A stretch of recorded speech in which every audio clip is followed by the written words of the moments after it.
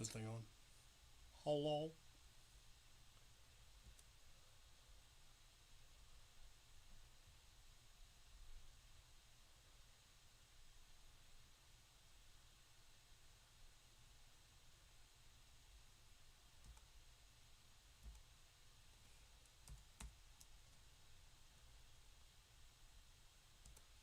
Give me a second to bring up the chat.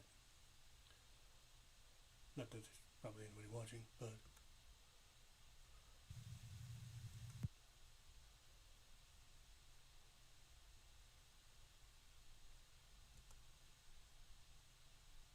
Hello.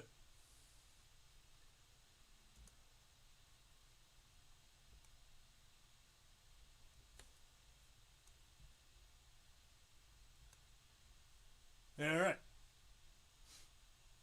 It's on. Right, this is my fairly standard I have nothing better to do on a Friday evening than sort darts and chat with all of you lovely people, so I'm gonna do that. The January event, we had a Nerf war up at, or down, I suppose, at the Lloyd Center Mall, our usual battle there. Naturally, the darts have come back unsorted. I wasn't able to attend the event because I was sick and they wouldn't let me go because I would cough on the small children, and apparently that's considered rude. My concern was that I pack my trailer in a very specific way and everything has a place and everything goes in it properly, and I knew that it would not come back proper. It didn't come back bad. It wasn't too bad. There's a little bit of reorganizing that needs to be done, some shuffling of stuff, but all in all, they did a really good job. But they did bring back the darts in a tragic state. Normally, the darts all have their own bins. There's a bin for rival. There's 2 bins of half darts, 2 bins of full-length darts. And over the course of the event, of course, darts and rival get used a prodigious amount. And we usually use laundry hampers. The darts get gathered into and dumped into, and then the laundry hampers come back, and I sort the laundry hampers. But the bins usually stay relatively homogeneous. The half dart bin is still half darts, the full length darts is still full length darts, they're just not full anymore. That was not the case this time. Dart sweeping got dumped into the bins, and so this is what's supposed to be nothing but rival. So this is going to be a long one, because I don't just have to sort a couple of laundry hampers, I have to sort 280... No, 200 and some odd gallons of foam. So we're going to get started. First of all, where did this come from? This isn't mine. This... What? Not that I mind it. Alright, let's see what we got. Good time zone. Hello. Hi. The weasel of chat has been summoned.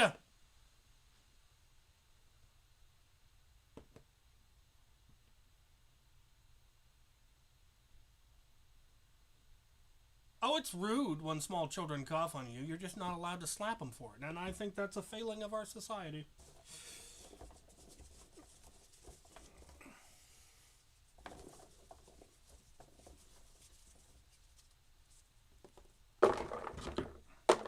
Start with the full lengths.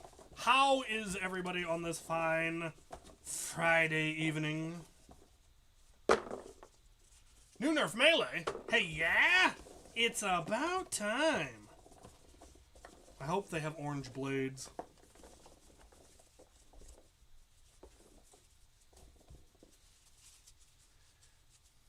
A Nerf Dagger 2-pack that connects Darth Maul lightsaber style. Neat!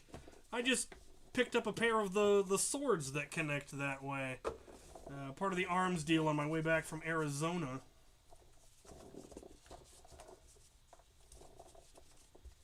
And another with the axes. I think I've got 3 of the axes now.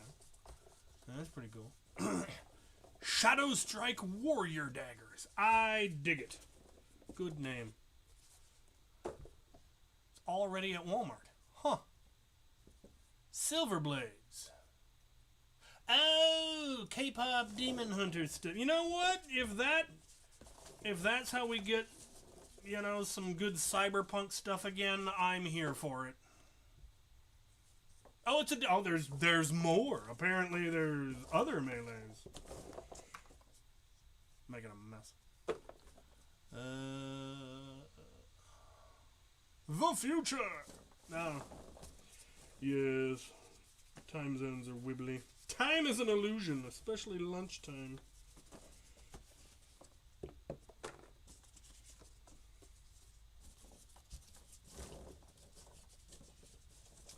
A lot of headless full lengths in here. Someone was having some fun, or glue. Some old glue is starting to give out. Could have been that. I used to sit out in my trailer and get hot and cold and hot and cold and hot and cold. That can't be good for the glue.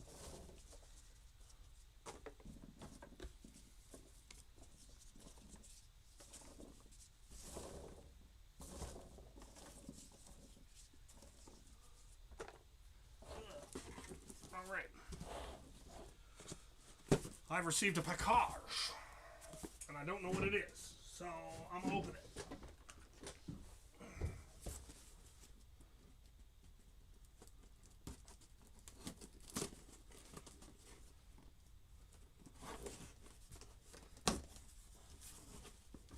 A note! A whole note! It's a card! Who sent me a card? Merry Force be with you. Aha! It's someone who came to visit me. There's a picture. Thank you for letting us visit you and tour your workshop. It was a very cool experience to have met you this summer. Thank you. May your holiday not be dubious. Brett! That's awesome. It will go on my fridge with other pictures that people have sent to me. What's in the thing? It's a thing! It's a Nerf Blaster Christmas ornament! That's amazing. That is awesome. Thank you so much. Not what I was expecting.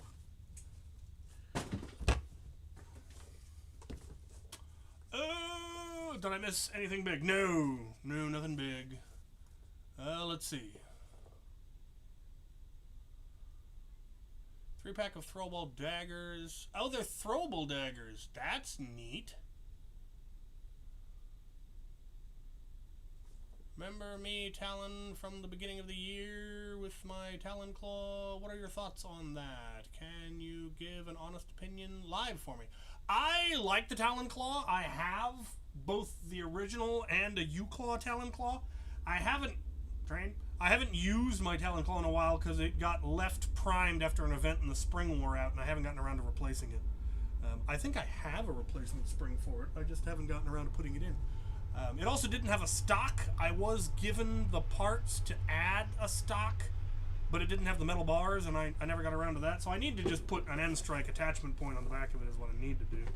That's not where Rival goes. Alright, we will move on to Rival, which will go back in its bin. Oh, what do we got?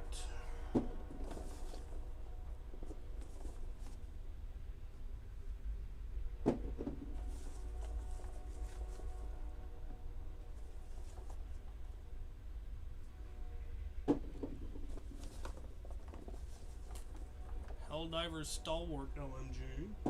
You could make an MG42 using the Stormtrooper Deluxe Blaster, the First Order Stormtrooper Deluxe Blaster. That's built on an MG42. That's what I built the Smart Gun out of, because the Smart Gun was built out of an MG42. Do I think tariffs are ruining the hobby? No, not ruining it. It definitely gave Out of Darts a lot of trouble last year, because pretty much, a huge amount of their business is import. All the worker stuff that they sell and all of that, most of the blasters, the non-3D printed blasters that they sell, that's all imported. And so, yeah, they had a rough year because of the tariffs, but a lot of that has gone down now, of course. No one's surprised by that.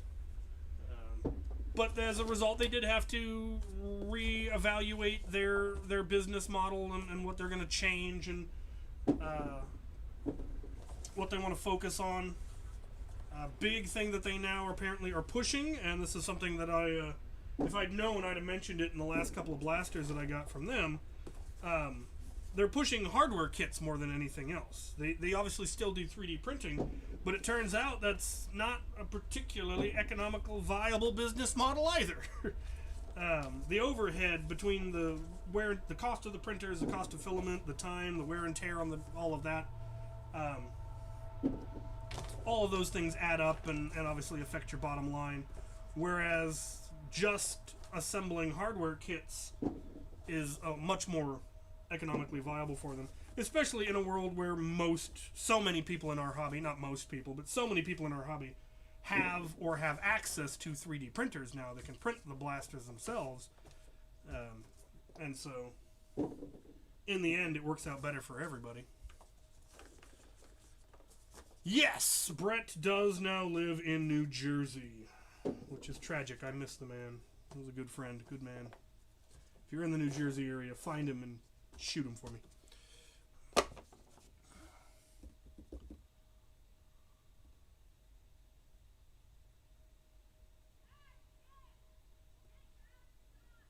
Oh, the custom blaster. I vaguely remember it, and I think it's awesome.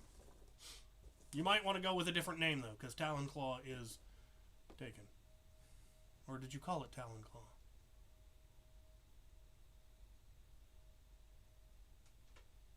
A new Wolverine blaster with claws. Neat.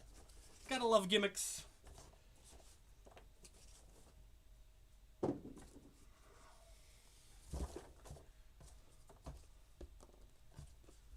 Try to get all the dead half darts out of here. Sure, a lot of them this time, too.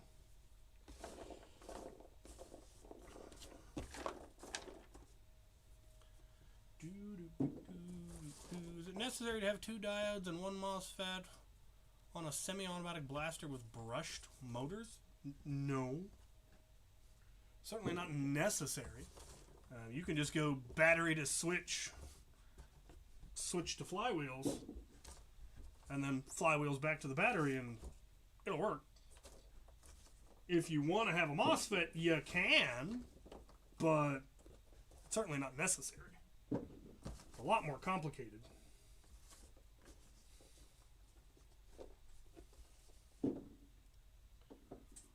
I have no idea what town he lives in, and even if I did, I wouldn't tell you. That's his business.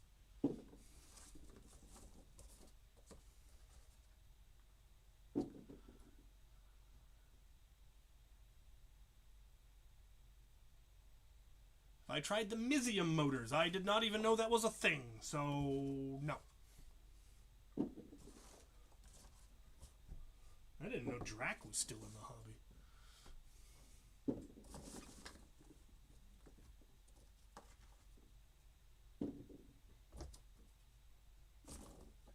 If that gives you any idea of how far out of the loop I am. Did you get the Vector Pro, Volcanic Pro, and the Boxer?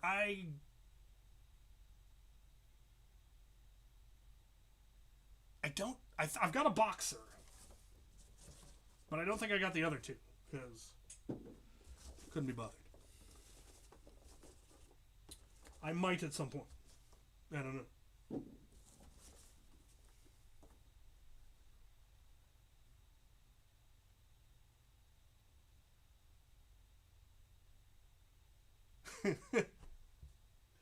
Pink is a good choice. Keep the colors bright. Keep the colors different. Obviously, I wish they would have stuck with orange and black like they started with, but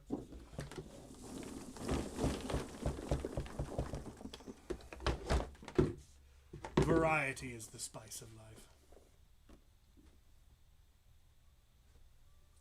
I haven't had a chance to use that. I haven't gotten to play D&D. I don't think I played at all last year. I have a campaign, but just life has made it impossible.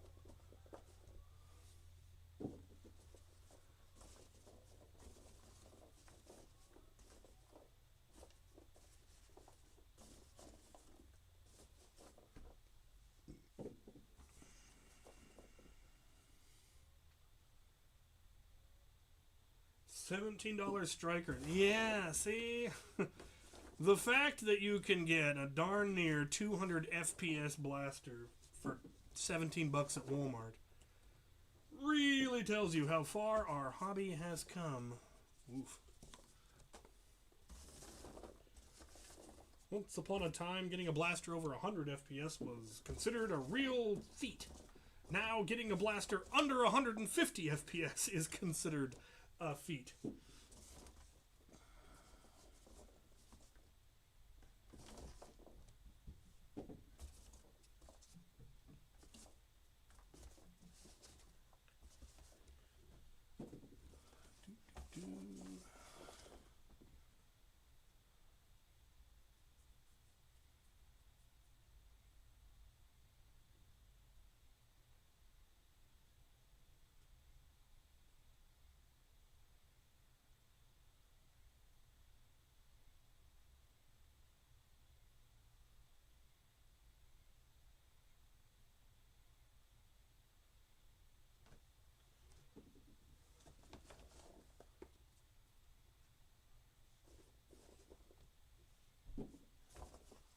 Will it be fine if I use no diodes, no MOSFETs for firing sessions? Again, yeah.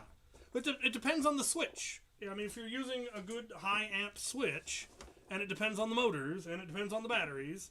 But yeah, you can run electronics using a standard switch. Like if you get the good heavy Omron switches that out of dart cells, and it's a semi-automatic blaster, that's fine. That's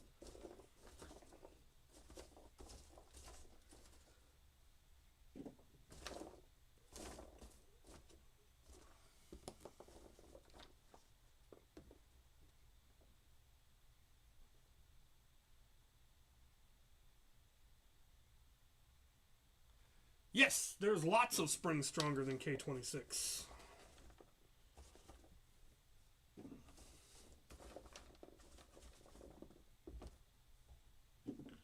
K14, I believe, is much heavier than K26.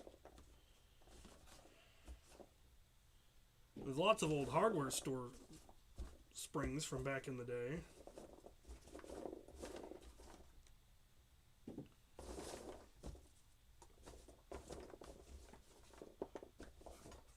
Yeah, I do need to get back to that. I started running out of blasters to do. Because so many of the newer blasters, you know, they've got easy spring swaps, but they're the skinny springs, so you know they can't. Pretty much anything from Hasbro anymore can't even toy with the idea. They haven't made any new rival blasters. And again, all rival blasters could, so that wasn't exactly exciting. There was talk, and I will be looking into it further, of doing an expanded version of the series, because Out of Darts now sells a lot of springs. And so the series was going to shift from can it take a K26 to can it take a K26, and what, if not, what does Out of Darts sells that it can take? Because they already sponsor the series. So it made sense to just shift it into being a little bit more useful.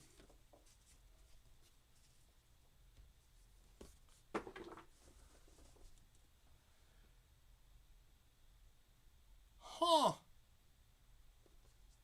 Lego Teenage Mutant Ninja Turtles. So I'm a child of the 80s. I remember Ninja Turtles. I remember when the first movie came out. Everyone in my class was obsessed. I wasn't really, because I didn't have regular TV growing up, so I'd never seen the cartoon.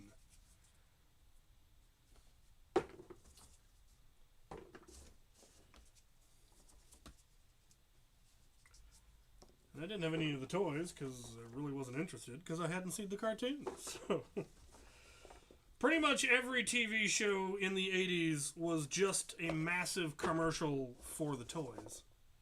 Which made sense, and it certainly worked.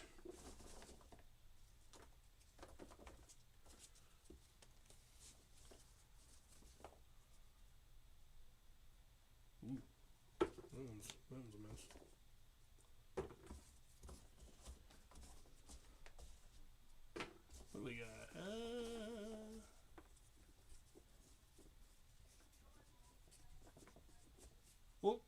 if you're concerned about the mod, give me the full specs. 'Cause, yeah, 21 amps is almost certainly going to be plenty. But, like, what motors are you running? What batteries are you mounting? What wheels? What cage? What crush? All of that matters. That's what determines, what you need.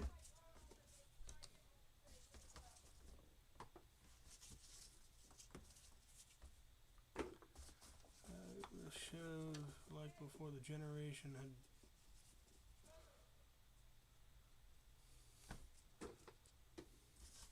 Yeah, I miss the old shows.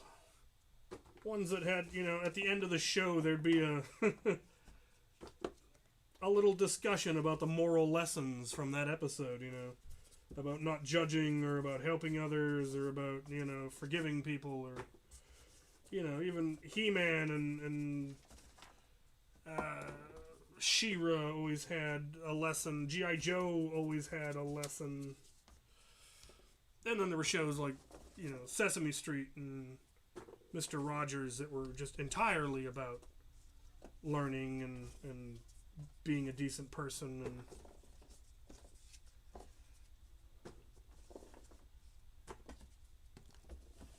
yeah, all that going away has definitely not done us any favors.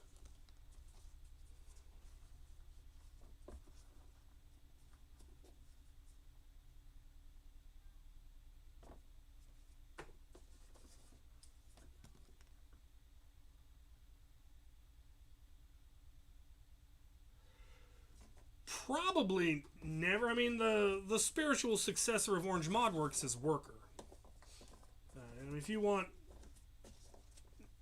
non-3D printed blasters and non-3D printed upgrade internals, Worker's where you get them. I think they've still got like long shot kits and retaliator kits and stuff like that. But with the advent of all their direct blasters, the Seagull and the Harrier and all of that, there's not a whole lot of incentive for them to be making kits for blasters that nobody makes anymore. Which, I'm glad they saw that writing on the wall before it was too late. They used to, that was what they were all in on, was making kits for Nerf blasters, but then somebody must have eventually figured out, Hasbro's going to quit making these, and then we're going to... what are we going to sell parts for? And so they started making their own shells that took the same kits. So the Terminator took Longshot kits, the Swordfish took Strife kits, the Prophecy took Retaliator kits. And then they realized, why don't we just make blasters? Just make better blasters. And so they did. I don't know if Worker ever made a hammer shot upgrade cylinder.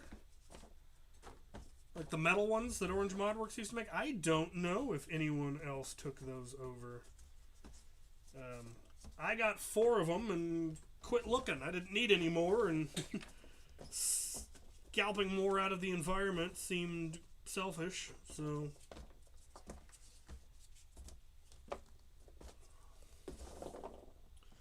I got lucky at the rag where Orange Modworks was literally giving them away because they were planning to make a major business shift into a whole new realm of Nerf technology that unfortunately did not survive the plague.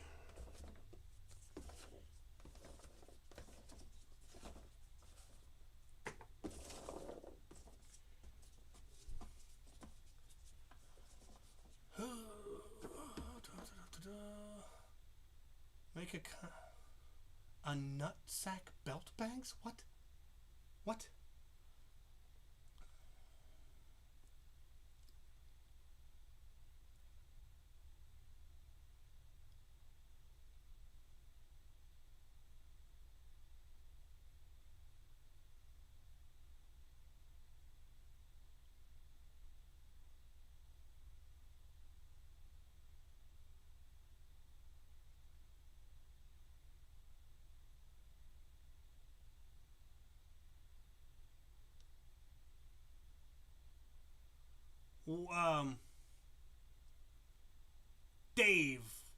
Do you have any idea what the current draw on the motors are? Because that's the big thing. Voltage doesn't really matter.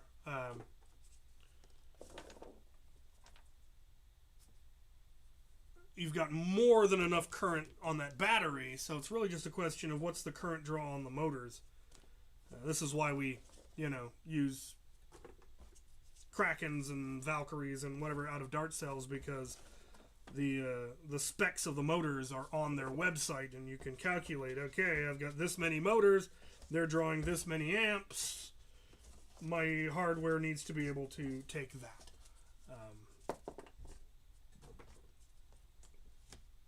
Unless you're running really, really high torque motors, you're almost certainly going to be fine. Alright, first bin done. Now it gets messy.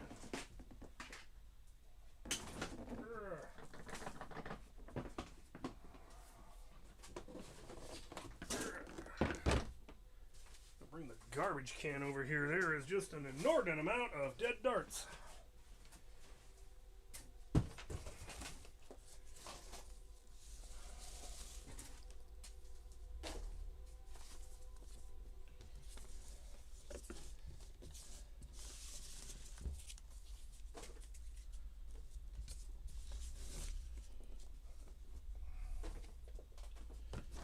Alright, let's go grab one of the hampers.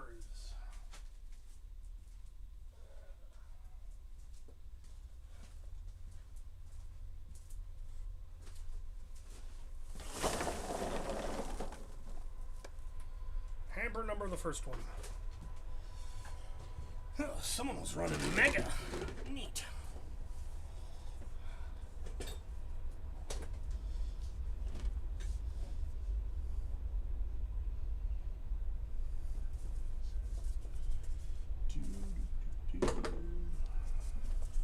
Alright, what do we got? Do you foresee modding becoming completely obsolete in the future in favor of 3D printed injection molded high powered blasters? No.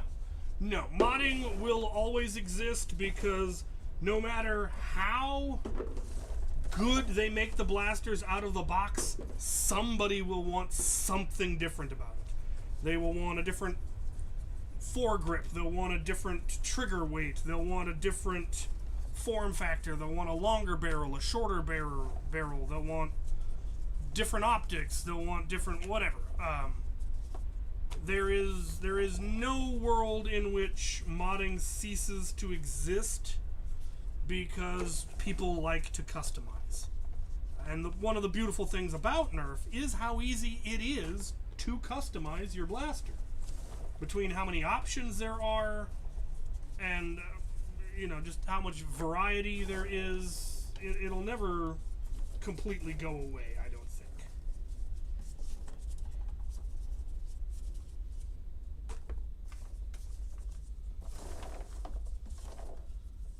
But I also think building 3D printed blasters is modding. I mean, that is a form of modding.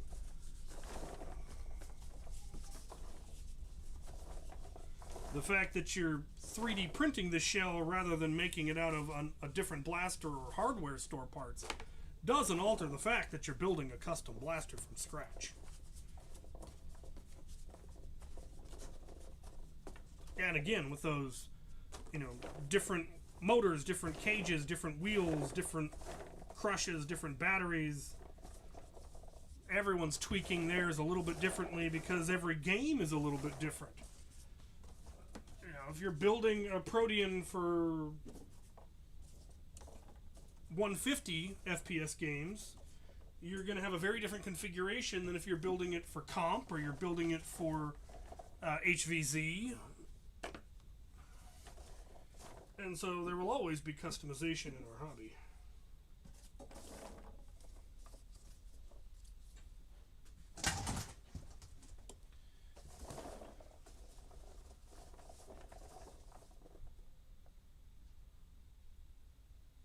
Besides YouTube, how much where do I interact with the Nerf hobby? Well, I play a fairly significant role in the local group. Our local club is called Panic, the Pacific Northwest Nerf Club. I provide pretty much all of the MacGuffin for all of our games. I have all the loaner ammo, loaner blasters, the cover, all the stuff that we use to set up our events. I have in a trailer that I take to the events. I'm also on numerous Discords, numerous Facebook pages, and when I can, I travel. So a few weeks ago, or a week and a half ago, 2 weeks, I don't know how long, I recently went down to Phoenix, Arizona, and went to the war hosted by the Southwest Nerf Club in Phoenix, and it was awesome. It was super cool. Good folk, good games, beautiful weather, 60 degrees, slightly cloudy, slight breeze. Couldn't have asked for better weather in January. It's wild.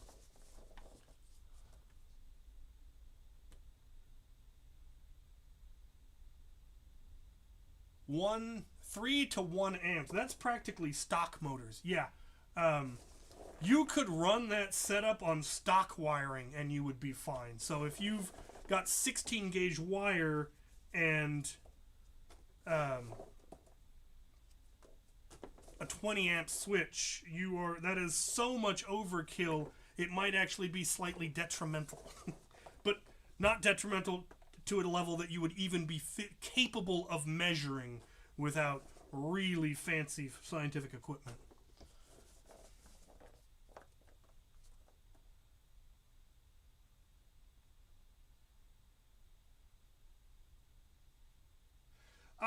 I don't think I have a video. I finally just went with the pop-up shade tents, or the changing tents.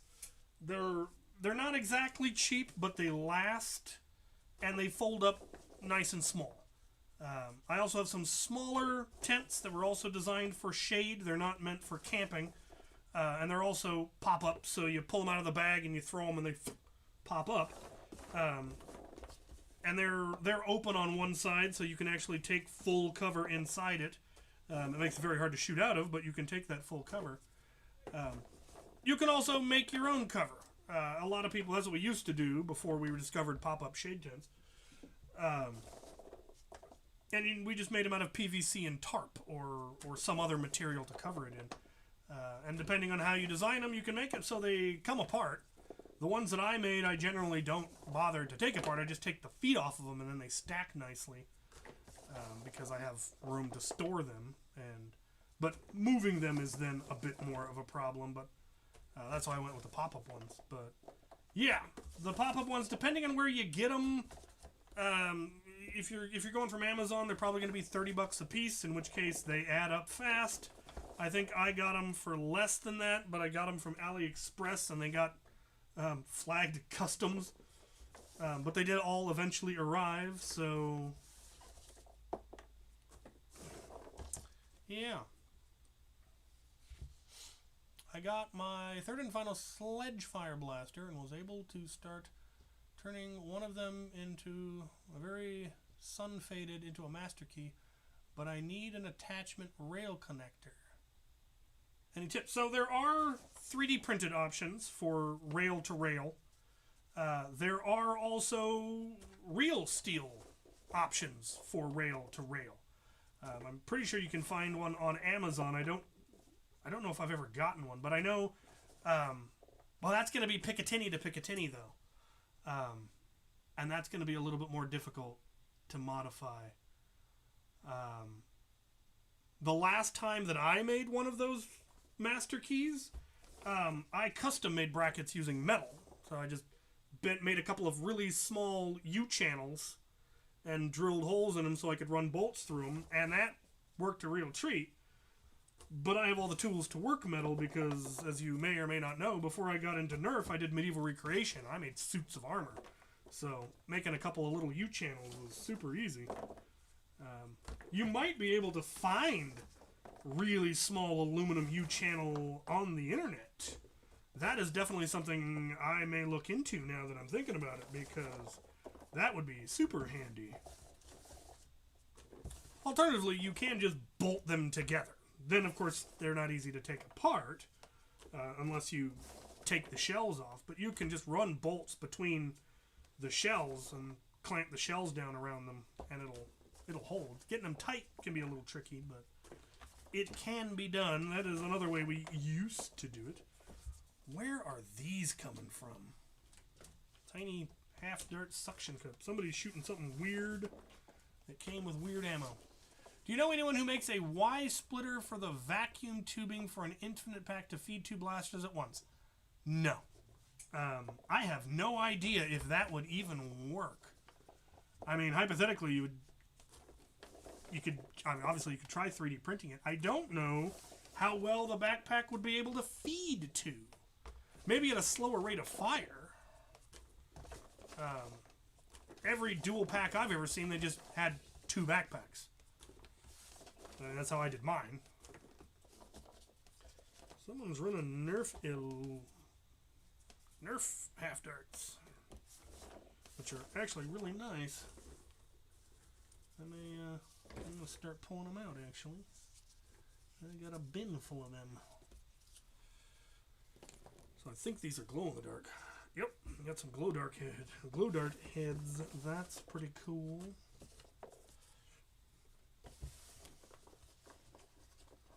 Semi-automatic proton pack blaster. That's a choice.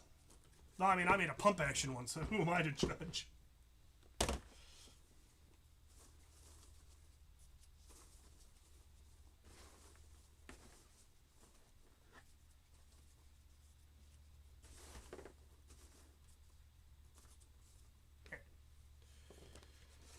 Alright, this starting to run out of room. And the problem is, normally at this point I would pour them into their associated bins, but as we said at the beginning of this, the bins are a mess. So I should probably go sort one of the bins. What game mode do you enjoy playing the most besides HVZ? Titan Ball. Titan Ball is my favorite. It is my favorite game. It will always be my favorite game.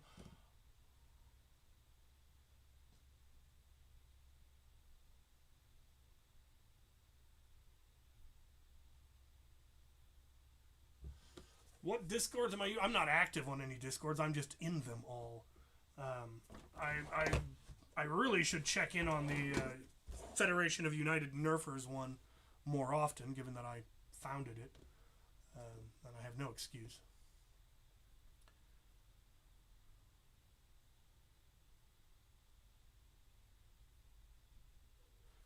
Well, Ragnar Oktoberfest is humans versus humans versus humans versus zombies. There are 3 teams of humans competing during the zombie apocalypse, fighting for resources and whatnot. It's a lot of fun. And we have done humans versus humans games, or humans versus HVHVZ here in the Pacific Northwest. For Halloween, we typically do Oops, All Zombies, where we just play our normal games, but there are now also zombies. So you're playing Capture the Flag with zombies, Titan Ball with zombies, Carpe with zombies. It works because you can just always add zombies.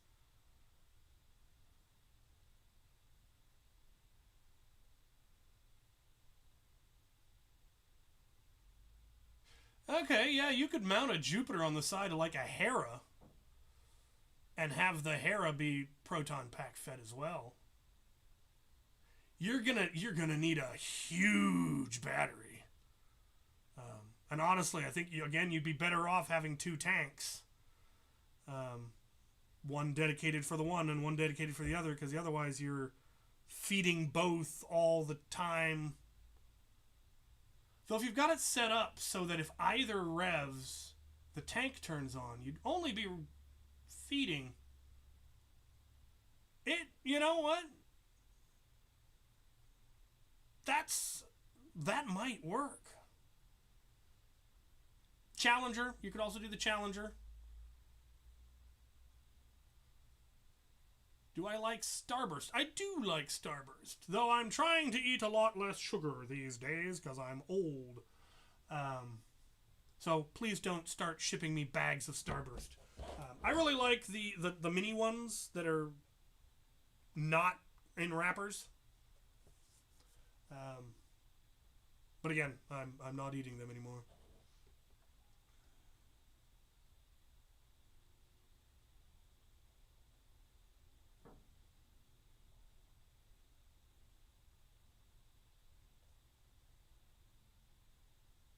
You converted a Zeus. I have all kinds of questions now.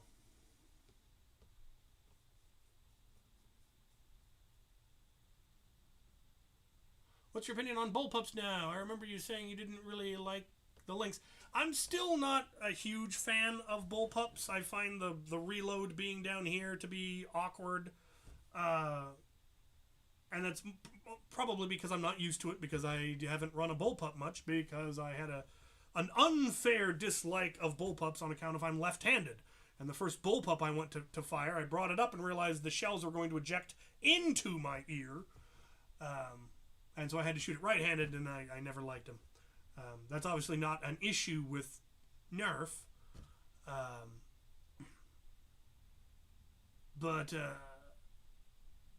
I've got some that are really nice now. I still don't have a Lynx, but I've got a Miscreant, and I've got that newest Zhengwei Qi, the Zebra, I think it is. And I've got a couple of others that I've been sent. And they're growing on me. Having all that power in something so compact. Like, okay, I get it. I get why you like this. You can always mail me stuff. I mean, that's why I have a P.O. box. And it's been a long time since anyone sent anything to it. So it's getting hard to justify the expense. By all means, mail me stuff. Especially if there's something you want me to review. That's how you get me to review something, is you mail me one. And then I'll review it. What's in the... Oh, Lord. Okay, I need to get one of these bins sorted because I need to be able to pour into them. Alright, this one's the least bad. We'll start with it. I might not even have to dump it. It looks like it's mostly half dark. Again, I've spilt the trash. I am trash. I've usurped Jose's position. How bad is it? Okay. It's bad enough. Back with it.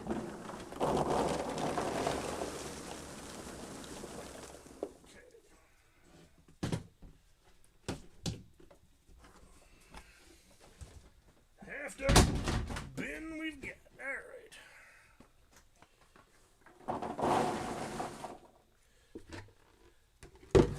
I am not going to get through all of this tonight.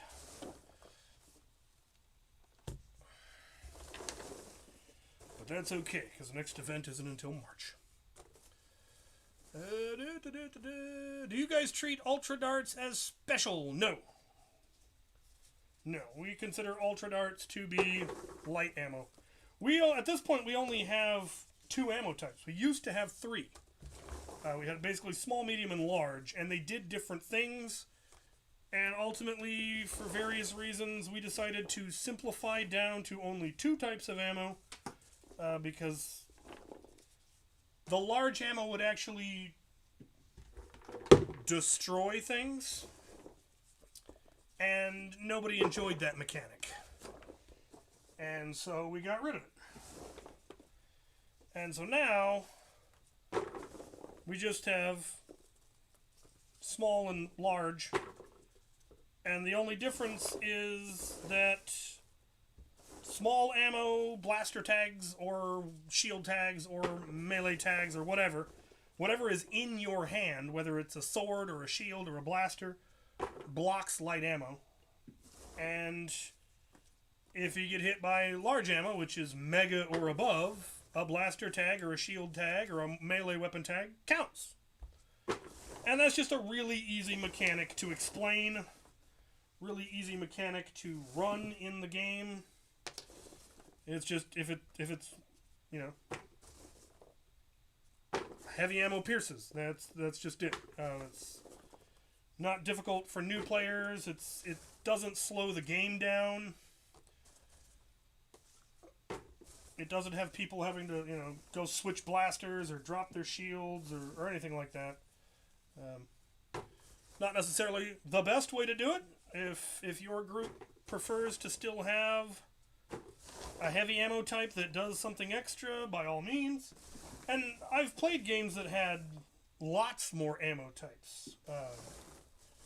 Especially, and one of them was a LARP. Afterworlds had more ammo types. Vortex did something different. Mega did something different. Rival did something different. At one point, they had a difference between blue darts and green darts. But again, they found that it slowed the gameplay down and wasn't adding that much. So they found easier ways to kind of achieve the same mechanic. My general advice for running games is try to keep the mechanics as simple as possible. If you want the game to be weird and interesting, increase the difficulty of the scenario. Complex mechanics lead to having to stop the game to discuss rules.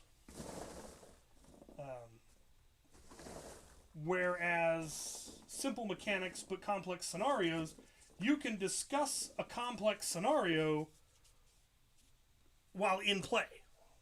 It doesn't stop the gameplay to strategize how you're going to solve a puzzle or defeat a difficult boss or something like that. Whereas if you're trying to discuss, well, I have armor-piercing ammo, yeah, but I've got the super armor perk, yeah, but I've got the super-piercing ammo perk, yeah, but I've got this, and I've got this class ability, or I've got that, or... You have to kind of pause the game to talk through mechanics. You've probably made your mechanics a little too complicated.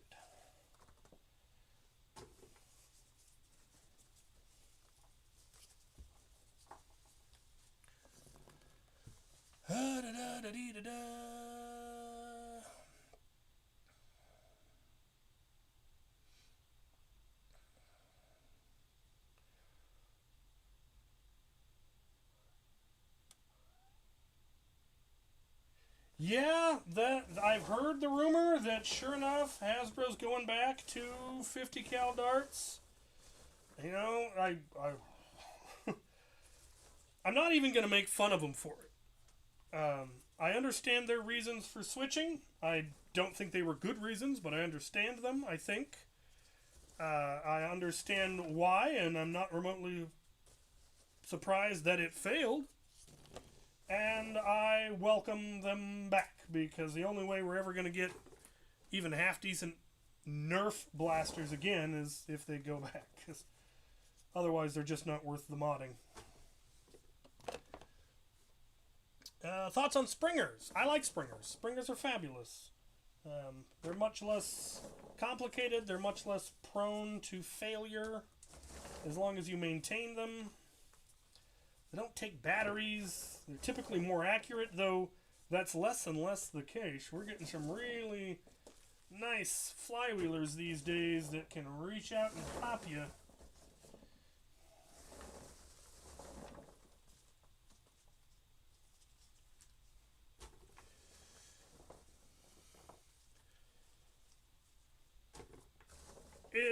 Yeah, your blaster will work in full auto. Again, the motors that you've described, if they're drawing that little current, you could run 20 of them and you'd be fine.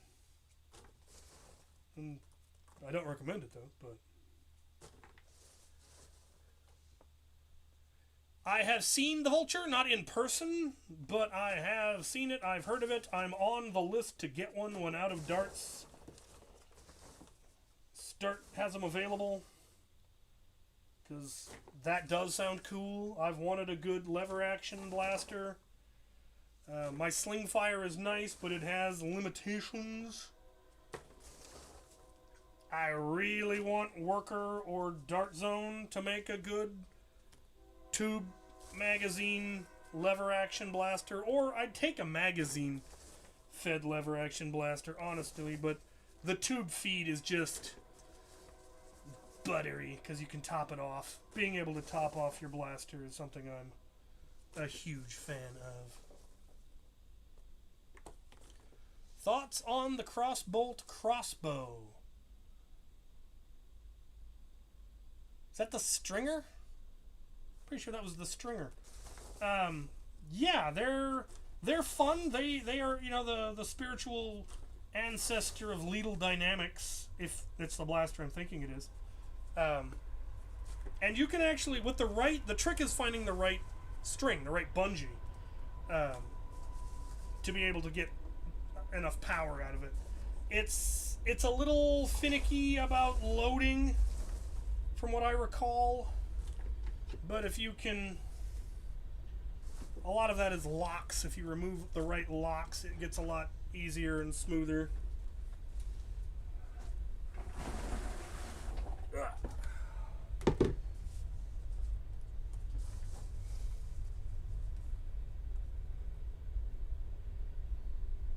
So, the smart gun, where is it hung back up?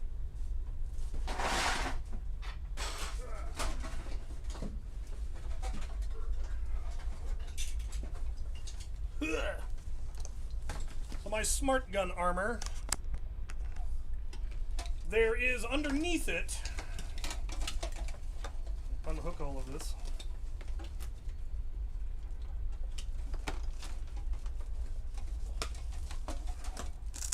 there's just a camera rig. This is for a steady cam rig, and then this metal bit, this shiny metal bit, which is black on this side. Yeah, I added that. Because remember, before I did Nerf, I did medieval recreations. So, making a chest plate of armor that was made out of roofing tin, basically, was silly easy. Yeah. Just sheet metal and roofing nails.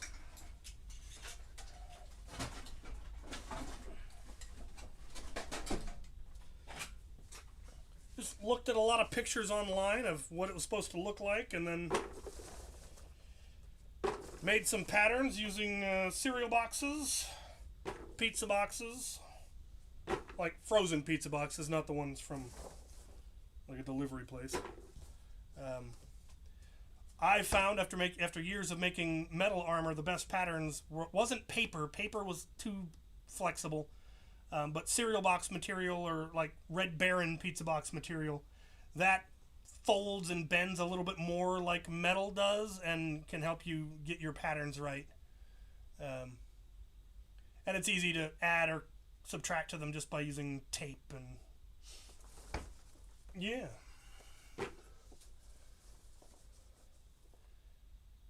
Have I ever participated in any kind of Milsim Nerf event? And what do you think of those types of events? I have, and they're awesome. If that's the kind of game you want to play. We try to avoid getting too Milsim-y in our public events for very obvious reasons. We don't want to be wearing all black tactical gear on college campus when we're playing HVZ. That's how you get your event shut down. But if you're at an event that allows it, or that's built around it, yeah, it's a lot of fun. Afterworlds, for example. There we played Professional Mercenaries. And so we went full black tack, command structure, barking orders, the whole 9 yards, because that was the role we were supposed to be playing, and Afterworlds is a place where that is appropriate. We used to do that during HVZs, but we were playing NPCs, and so that was perfectly appropriate, because that's what they asked us to play. We were supposed to play the NPC Marines that, you know, were constantly getting slaughtered by the zombies, but that let the players, who were the hero characters, escape, or, you know, we added a little extra firepower so the humans could live. And so, again, that role made sense in that situation. and was a lot of fun. And it was more than 10 years ago when it was in Eastern Washington, where you could get away with wearing all black tactical gear on a college campus. A little more. I mean, you obviously would never want to do that now. Nobody would be foolish enough to allow that.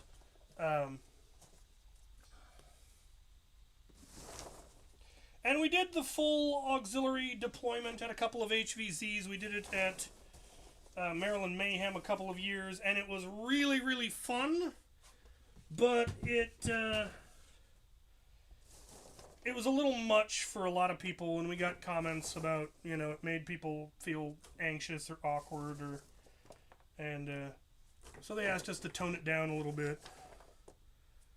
But it was a lot of fun. But it's one of those things that you got to gauge the place, the event, the people. Is it right for this? Is it not right? How far do you go? How far do you dial it back? That kind of stuff. Any big events lined up? Greetings.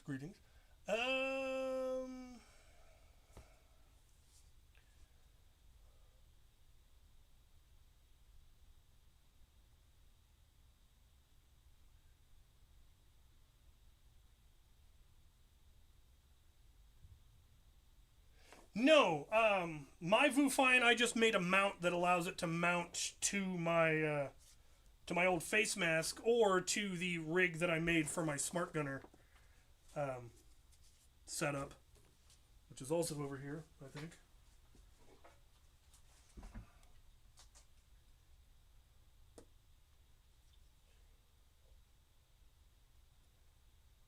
I don't remember how it attached to this anymore, actually. But I've got this rig, it just mounted there and was, again, decoration mostly. Where is my mask?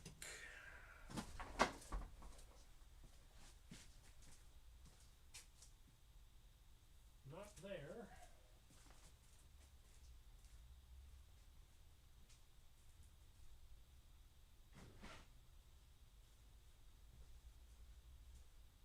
I'm not sure. Could be anywhere. There's a lot of stuff in this place. There it is.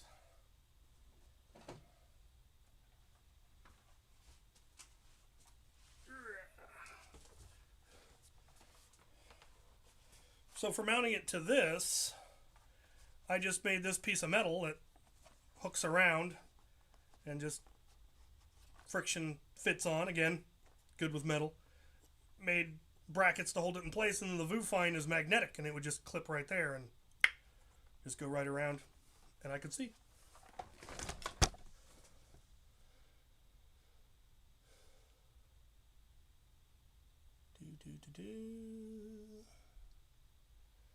Your favorite blaster from each of the big brands, your favorite mod project, and my favorite 3D printed blaster. My favorite from Nerf is still the Hammer Shot. I love the Hammer Shot. It was a good blaster, and it's still a good blaster. From Dart Zone, it's the Tomcat. I like everything about the Tomcat. X-Shot. Probably their long shot, just because it really ushered in mainstream high-powered blasters in a lot of ways. It has pushed the envelope, and I appreciate that. My favorite mod project, the Smart Gun, just because it never gets any less cool putting that armor on and having the Smart Gun on the steady cam and having this massive blaster be completely weightless and just, oh, you feel good. And my favorite 3D printed blaster? The Pew Pew. It's a real toss-up between the Pew Pew and the FDL3, but I'm going to go with the Pew Pew just because it's so svelte. It's so incredibly compact. Have you seen the theme reveal for Survival Fest? I haven't, because I'm not planning to go to Survival Fest this year. I went last year. I'm going to go to different events this year. And then maybe I will go to Survival Fest again next year.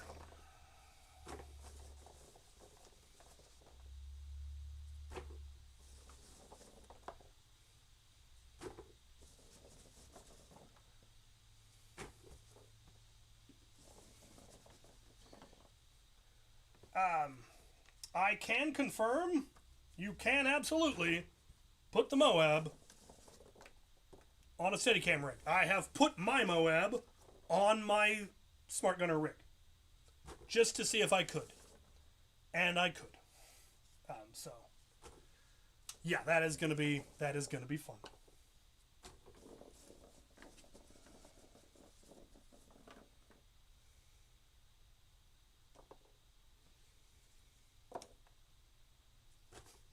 My headgear is absolutely cobbled nonsense for the Smart Gunner rig.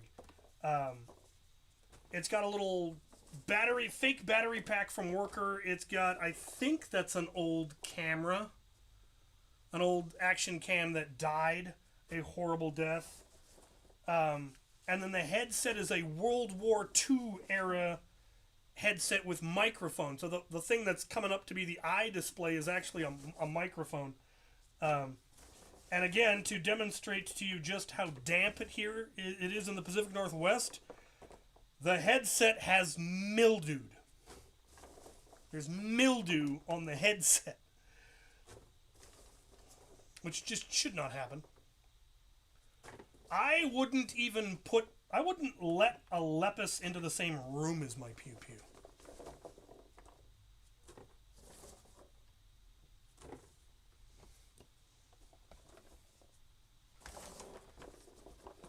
Just because I wouldn't want the Lepus to feel bad about itself for being so monumentally inferior.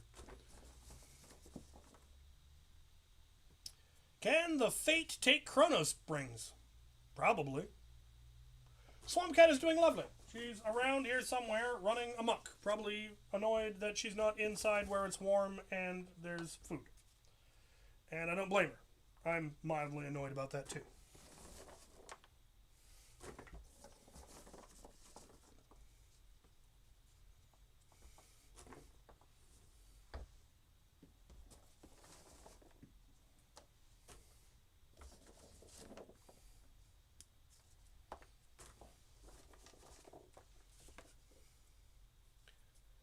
Any big lined up for the coming months? So I have not actually seriously sat down and worked out my event schedule for this year.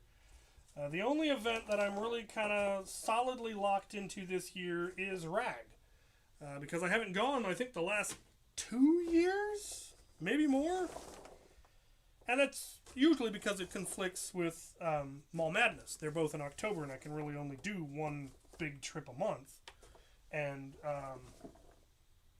I'm not missing Mall Madness. It is the best Nerf event there is, in my humble opinion, or at least for my style of play. Because I like a really serious knockdown, drag-out HVZ, and that is Mall Madness. It is unparalleled in that department. And so that is my event that I will always go to. But they now only hold it every other year. Which is handy, because it means that I can alternate going to RAG on the years that don't have a Mall Madness. Any big projects? I always have big projects. My list is endless. Right now, my shop is in an advanced state of disorganization again, as is always the case. I recently picked up a large collection of Nerf blasters from someone who was taking a break from the hobby for a while, maybe forever, who knows. They got into cars and don't have the time or the money for both hobbies, and that's fair. So I need to get that sorted out, and my work area is piling up with stuff. I have a whole bunch of videos I want to do, but I gotta wait for the weather to be good again, which who knows when that will be.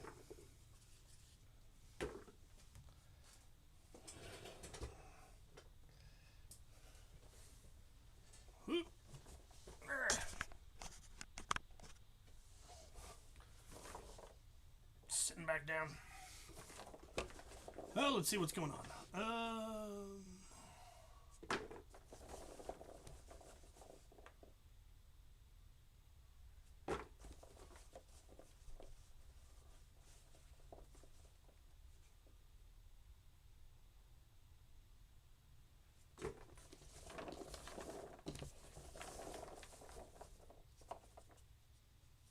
The Smiley is a fun blaster.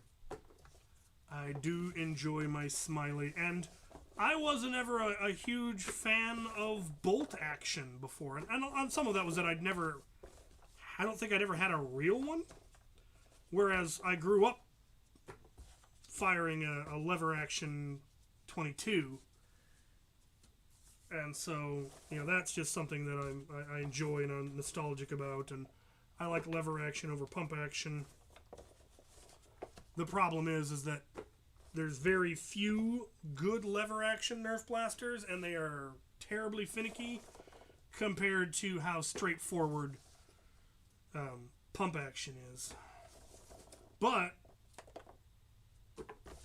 they work better when they basically make it a lever that's operating a pump action blaster, as opposed to a traditional lever action where it's coming out of a tube magazine and it's got to have the elevator and, you know, the tube magazine. That is very complicated, especially when you're dealing with foam rather than actual shells.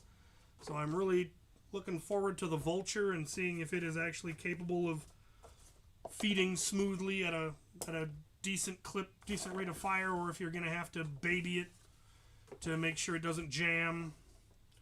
We will see if they figured out how to deal with tolerancing and all of that.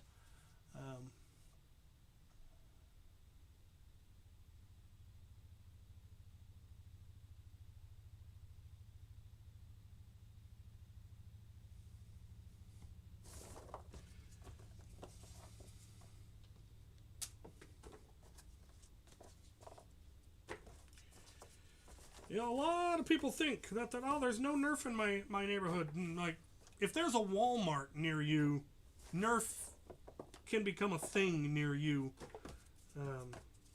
Nerf is the second most popular toy after Lego.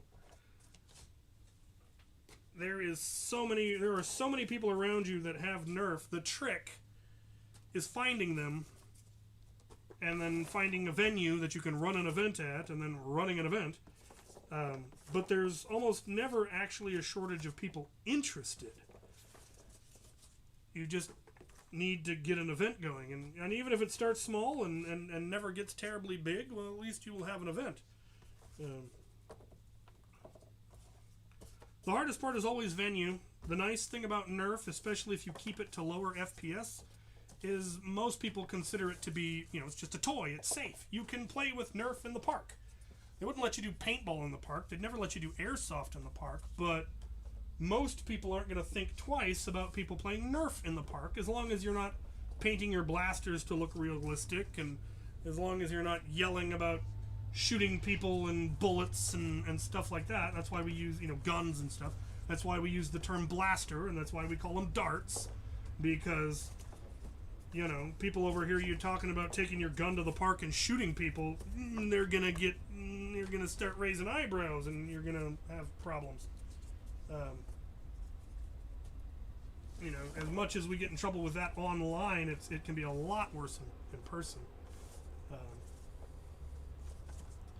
And that's not to say we haven't had issues where, you know, we had one crazy guy just come up and he was absolutely livid about the fact that we were playing with toy guns in public because he had a friend who was killed, or a brother or someone he knew was killed in Iraq, and that it was disrespectful for us to be playing at games when real people are in real wars getting killed. And he was absolutely being belligerent about it and was very clearly off his meds. We ended up having to call the police, and when the police got there and saw him, their reaction was, "Oh, it's him again." They're like, "Oh, well, okay, we're not going to have much trouble." Convincing them that he's a problem, and sure enough, they booked him. He was right back out by the time we left. I saw him walking down the street. Because he hadn't assaulted anybody. He was just being a nuisance.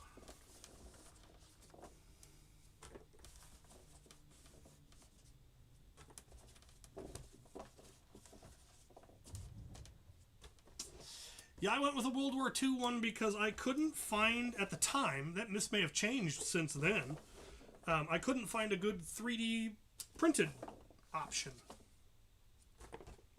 You know, I found the blaster was available for, you know, to print an entire smart gun, the whole thing if you wanted to. I only needed to print parts of it for mine, the muzzle and the handles and stuff. And the flashlight that they had mounted on their backs, I was able to find that.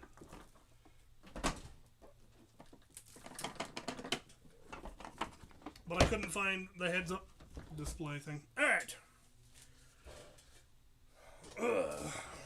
Let's grab another one.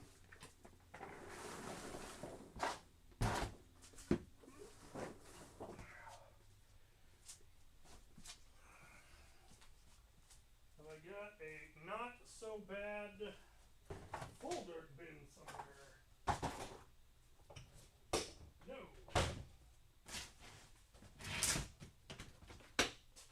Nope.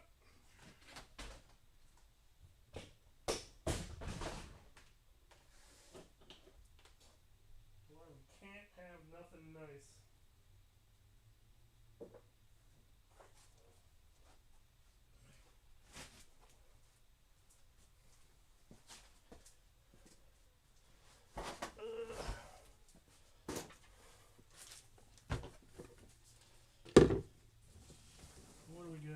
Deep down in this bin. And I get the feeling this was the other half dirt bin.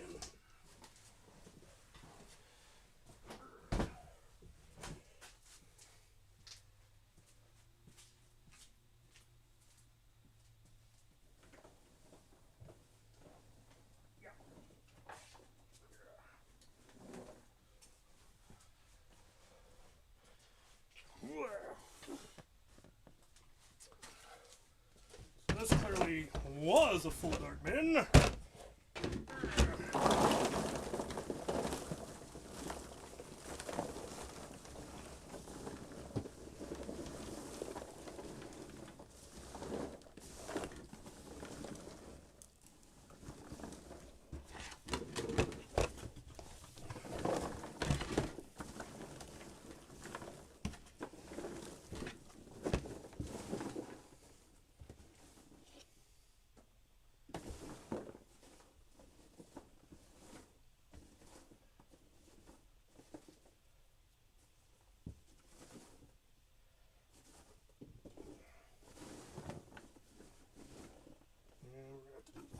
Okay.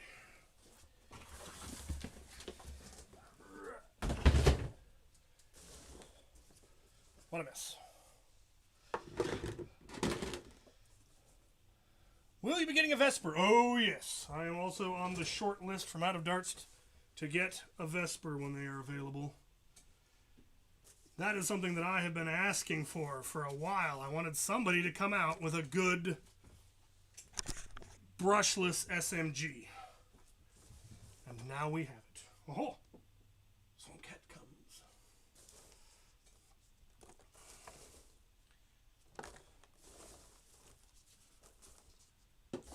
Mega. Oh, oh. It's gone forever.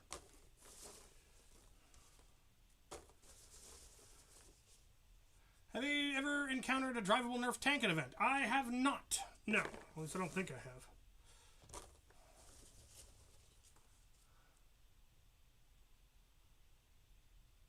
Ah. Well, if you're in the Philippines, yeah, there might not be a Walmart on every street corner like there is in America. It might be a little harder to come by. But as long as you have 2 blasters, you can get an event going. You just, you know, need to find one person.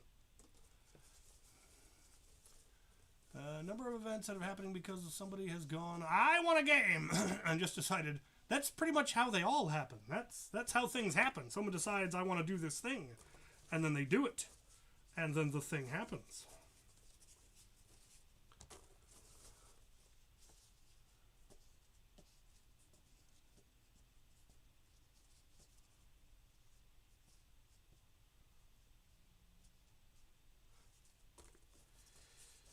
Yeah, one of the nice things, or a trend that has happened in the hobby that I much appreciate is people steering away from all black.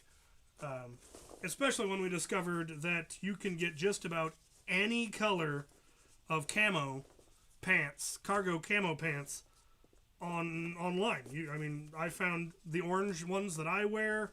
They've got green, blue, red, purple, pink.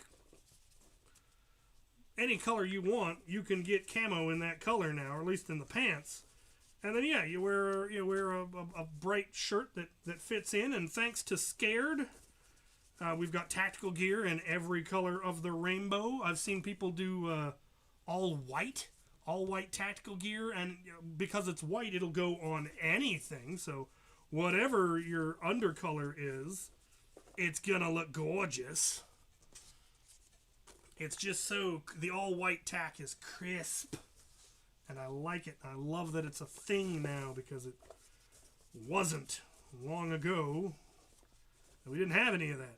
I got lucky finding orange, because, orange is used as a safety color in hunting. And there was some blue, but it was, for police, and didn't really help. And there was red for trainers, but it was hard to get any bright-colored tactical gear. Now, it's everywhere. Orange camo for blending into a mountain of Doritos, or if you live somewhere where the leaves change colors. Not much good in a pine forest, but great in, an oak forest.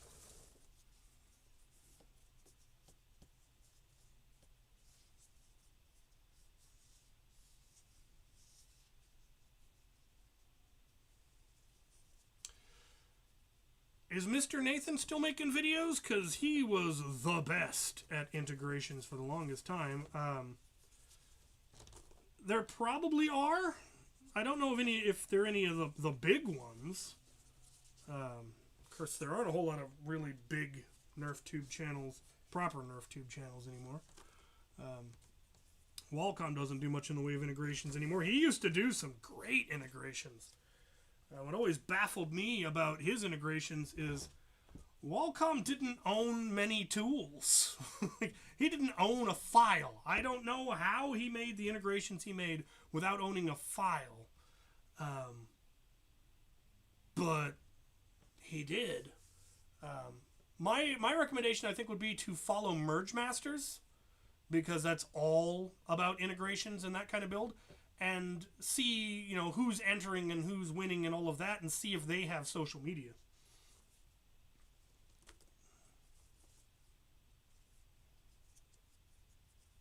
Yeah, I think Rothko is who makes the stuff I have.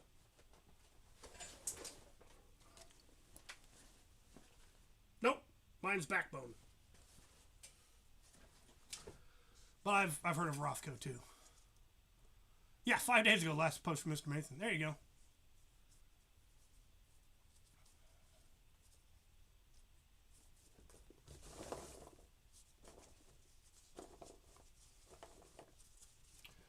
Alright, that's been is full, and I don't have anywhere to put it. Oh, there we go.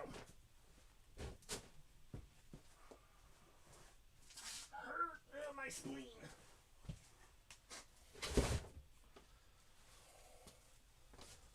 Come here.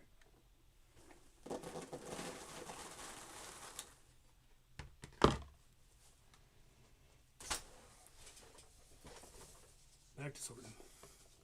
What do we got? What kind of Nerf content do you wish to see more of on YouTube? I would like to see more integrations and mod guides and event footage. That's what we really need. Event footage done by people who know how to make videos really, really well, and how to market them if we really want the hobby to grow. It continues to baffle me to no end that none of the major corporations that make Nerf do anything to promote events where people do Nerf. You sell one blaster to someone for their kid for Christmas, they play with it in their yard for a little while, and then they get bored and they move on. They go back to video games. You take that kid to the park where one of our events is going, and you're going to sell them 20 blasters by the end of the month. And they're going to have an active hobby where they run around and meet people and get exercise and learn skills, because modding is all STEM. It's electrical engineering, it's mechanical engineering, it's material sciences, it's all kinds of knowledge that needs to be learned. It's such a good hobby. But weirdly, none of the corporations that are trying to sell them are pushing the use of it.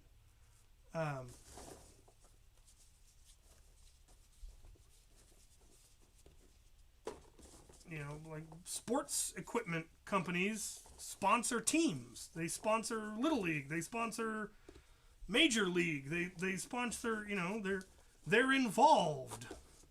Hasbro, Dart Zone, X-Shot, they're not really involved. Hasbro goes out of their way to hide us, almost. And I understand. Honestly, while it baffles me, I guess I do have to admit I do understand it. Because we modify the blasters, because we use powerful blasters, because we're running around doing crazy stuff, we're a litigation nightmare. We are a potential, a kid gets hurt playing at an event that Nerf sponsored. Well, now they can sue Nerf. And Hasbro's a $1 billion company, and so they will probably settle. Unfortunately, that's the state of the world that we live in, at least here in America, where everything is always somebody else's fault. But I would love to see competitive Nerf played on the level of Little League.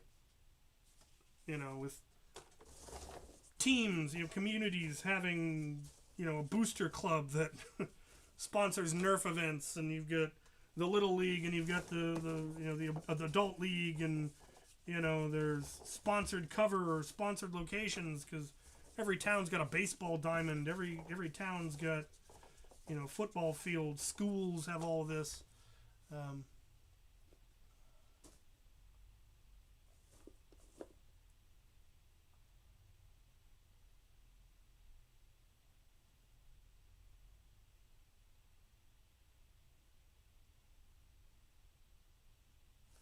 So, the biggest recommendation, the biggest thing that if I were going to mod a Demolisher, what I would do would be to replace the hamp with something not hamp. Either a 40 Max or an XBZ or a Quad B or something that's actually compressed air, because the hamp system is just tragic and terrible, and should stand as a lesson to why you should pay people what you owe them.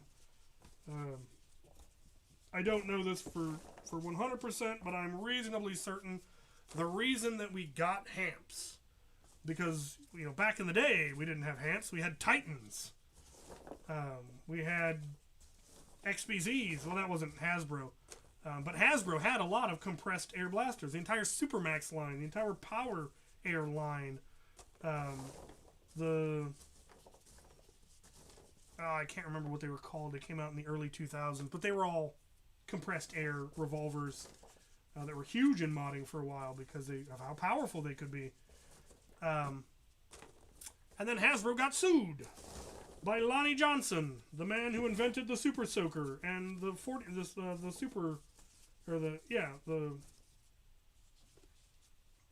Max line. He had been a NASA engineer. He developed the concept behind it, the compressed air water guns and Nerf blasters. And Hasbro decided they didn't want to pay him his royalties, so he took him to court. And presumably, whilst they were being litigated, they were not able to use anything that infringed on his patent. And so they couldn't have compressed air for any of their stuff, and so they went to HAMP, because it doesn't store compressed air anymore. Again, this is all speculation, but it sure makes sense to me. And then he won his case, and they paid him, and now we do see compressed air again. There was a Modulus blaster that had it. There was the Blitzfire had compressed air again, and I'm just hoping, wishing, dreaming that they would start making compressed air Demolisher rocket launchers, and that they'd bring back the Demolisher rocket. Yeah, the AirTech, the AT 4K and 3K and 6K and whatever other ones they had.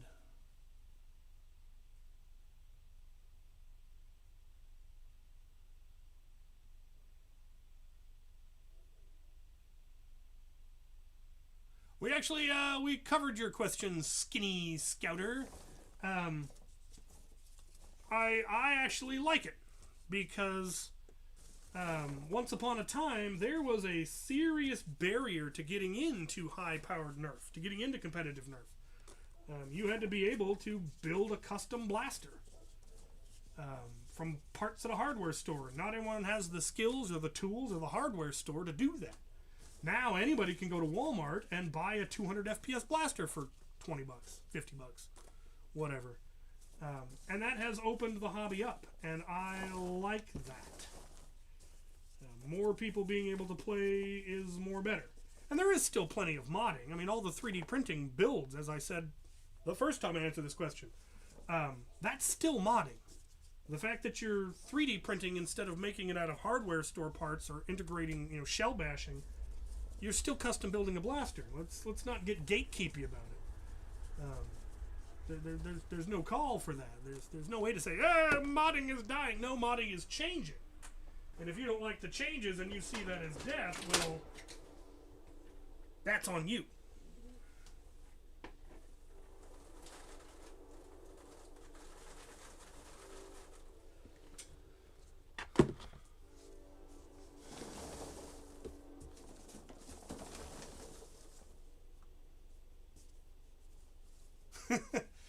Yeah.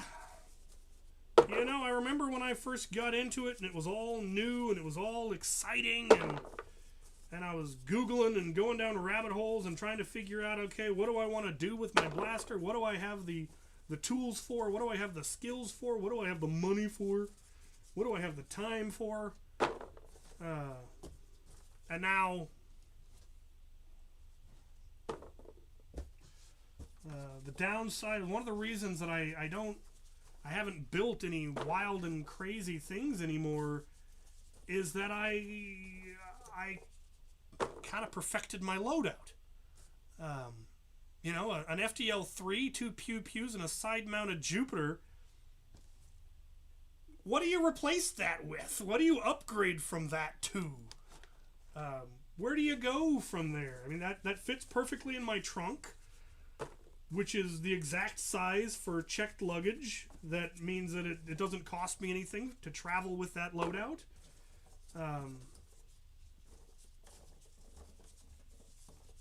The biggest concern is not getting all my rival ammo back, because I can generally buy darts anywhere I go to an event. You stop by a Walmart or a Target and grab yourself a couple of packs of darts and you're good to go. Rival, not so much.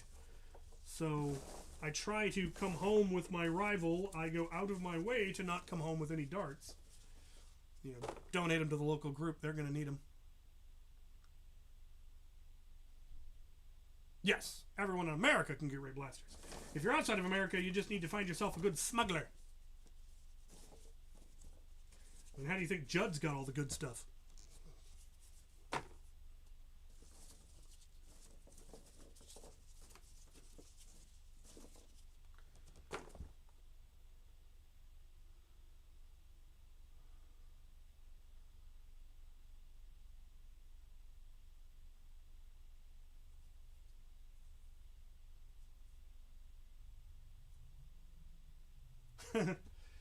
Yeah. There are plenty of places you can get Rival, and if you find the right stuff, the downside is cheap Rival is often the really bad, super light stuff that'll go 15 feet and then just literally drop straight down. Or if you fire it at a high enough velocity, will literally do a 90-degree turn if you have any hop-up on the blaster. But if you can avoid that, there are still cheap options. I miss proton rounds, man. Out of darts proton rounds were the best Rival. The downside of being the best Rival is they were a little bit more expensive. And they just couldn't compete with Headshot. Because they also carried Headshot ammo, and people bought the Headshot because it was cheaper. And so they quit making the proton rounds.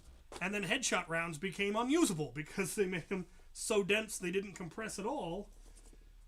And yeah, that's a sad tale. But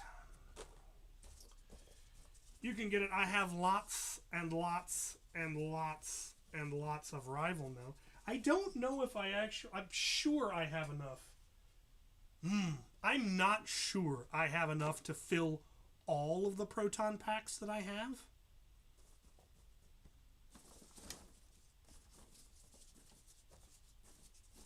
The biggest I have is a 10-gallon tank, and then a 6-gallon tank, and then a 5-gallon tank, and then I think tier is 4 gallons, give or take. The smart gun is about the same. The flamethrower is less, but only because I've never gotten around to linking the tanks.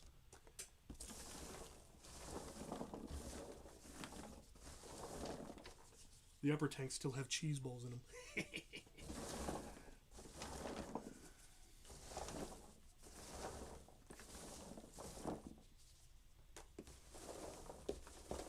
What do we got? Hasbro needs to bring back Rival. Yes. I absolutely agree. Hasbro needs to bring back Rival. They're just such solid blasters. That's what I loved about them, is they were beefy. They were resilient. They had a lot of power if you knew how to use them. They were incredibly good indoors, where they didn't have to worry about the wind messing with the hop-up and all that. And that's not where you go. What am I doing? I probably should do that, though, actually, now that I think about it. It'll be easier. Yeah, X-Shot. Adventure Force had Rival. X-Shot had Rival. And honestly, their ammo was better. X-Shot ammo was really good, and Adventure Force, the orange, I of course loved the orange X-Shot ammo. They were more consistent, but again, they were expensive.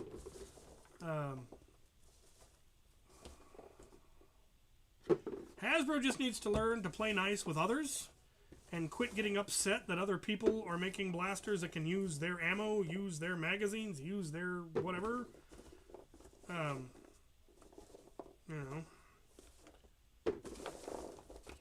Imitation is the greatest form of flattery that mediocrity can pay to greatness, and all that.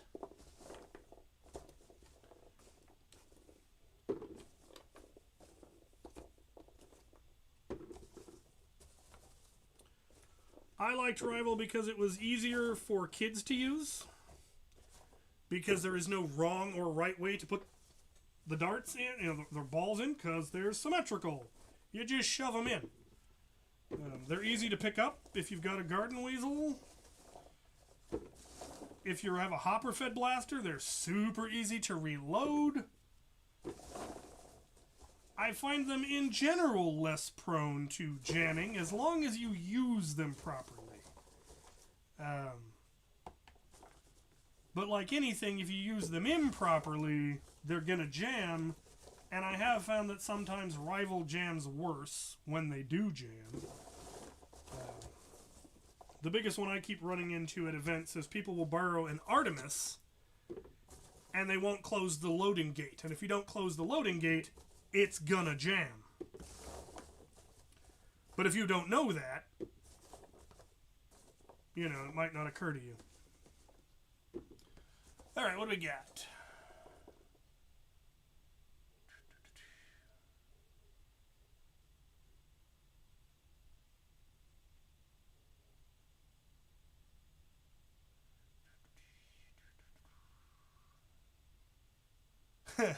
Vortex, yes. Vortex was also an awesome ammo type just because of how different it is. The mechanics of it, the aerodynamics of it, the everything about it. You could do things with Vortex that you can't do with other ammo.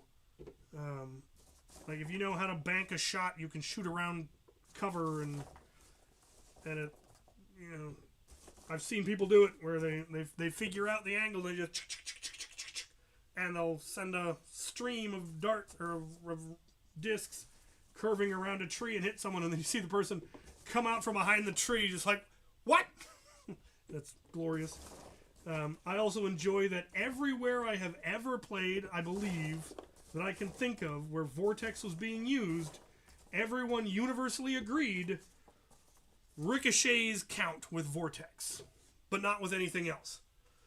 And outdoors, that's not really an issue, but when you're indoors and you can bounce Vortex down a hallway or around corners, it gets fun quick having that rule. Have I tried the Bruiser? I don't think so.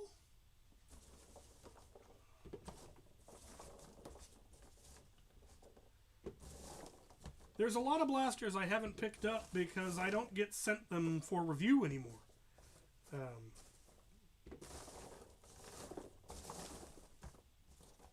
You know, there was a time when I got sent care packages by Dart Zone with their new stuff, and so I got all the new stuff and I got to try it all, and now I don't, and I don't need them because none of them are better than my current primary stuff, and I've got mountains and mountains of blasters that are similar enough to not be worth the swap, and it's unfortunate. But again, I say, if you want me to review any blaster, by all means, send one to my P.O. Box and I'll do a review.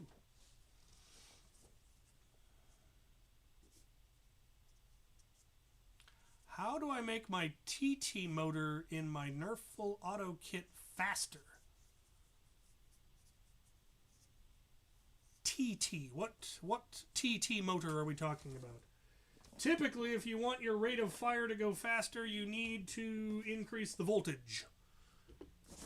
Or get a motor that spins at a higher RPM at your current voltage.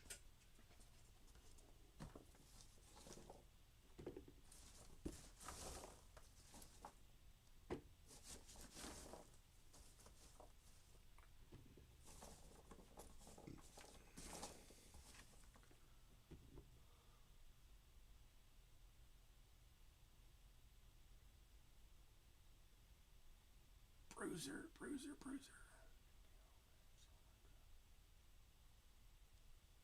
Do I have a Bruiser? Do I have a Bruiser? I got given something in Tennessee. What was I given in Tennessee?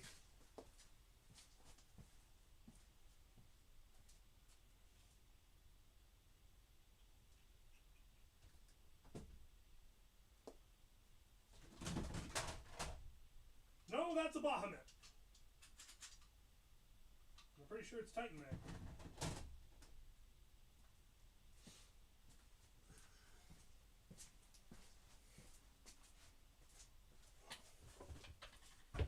Talon Mag. I have a Bahamut, not a Bruiser.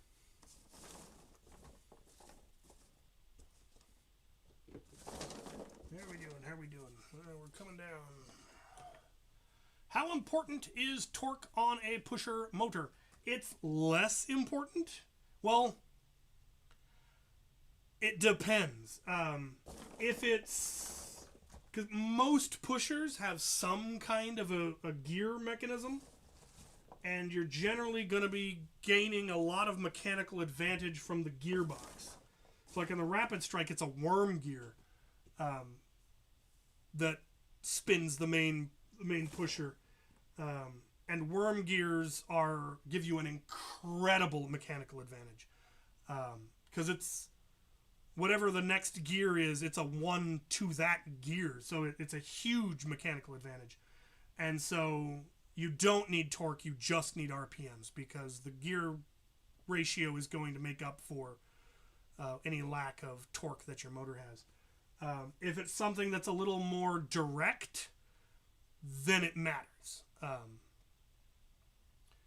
If you can stop the pusher from pushing easily with your finger, it doesn't have enough torque and it might jam. Or, if the mag, it gets sticky. The downside, if you have too much torque and it jams, you're going to break something. You're going to shear teeth off your gears, or you're going to, break something that way. If it doesn't do that, then what you're going to end up doing is burning out your motor if you don't lay off the trigger.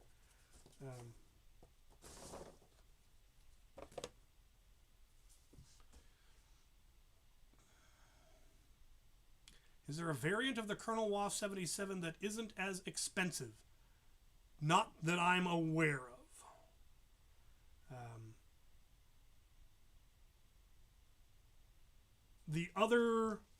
There are other AEBs, but I don't know of one that operates quite the same way that the 77 does. Things like the piston pump and the other one that I can't think of the name of now. No, it's gone. The one that operates like the piston pump. They operate differently, and they are cheaper. The piston pump is much cheaper.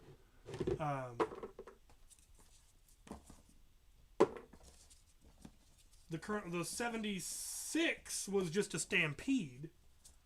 It fired on an open bolt, whereas the piston pump and that other one that I cannot for the life of me... Yeah, the BK1, they operate on a closed bolt, which is a very different mechanism that has advantages and disadvantages.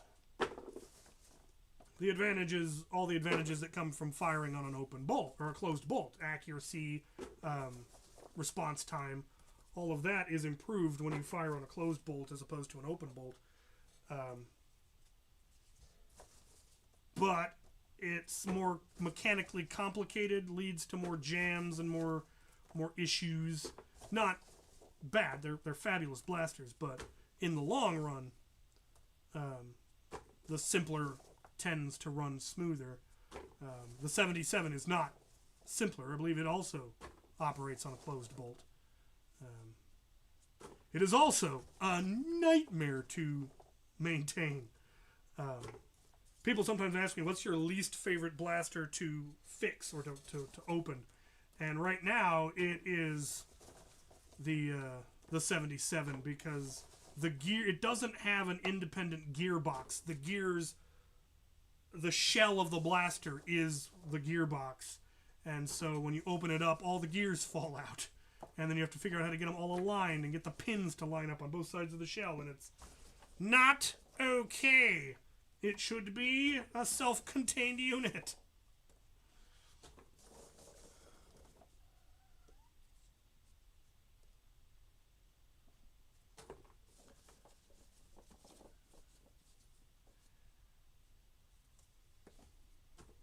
Can't get an FDL3 anymore. There is, in my personal opinion, they've yet to have something as good as an FDL3. The SBF is close. but you have to run it at full power. In my experience, trying to run it at low power for me led to jams. But it was designed to run at full power, so there's that. But there's a reason that even 7 years later, give or take, I haven't replaced my FTL3 as my primary blaster. Because I've yet to get something that's as good, that's as reliable, that's as accurate, that's as solid. I am hoping someday to modify it for half dart, because I would like to have my primary and my secondary take the same ammo in the same magazines, and my FTL3 or my Pew Pews take Talon mags and half darts, so I would like to do that. What I really want is to get my FTL3 to take Moose mags, the double stack. That is my dream.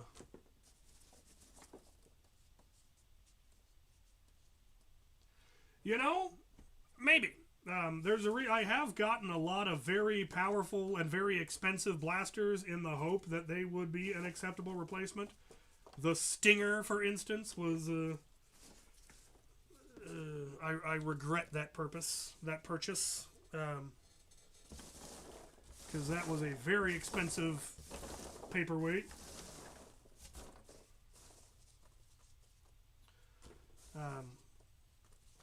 But yes. If it is half decent, the Vesper is probably gonna be pretty game changing. Well, I don't know about game changing. At this point, the game is has so much inertia. It's hard to really change it much. But a brushless SMG, maybe.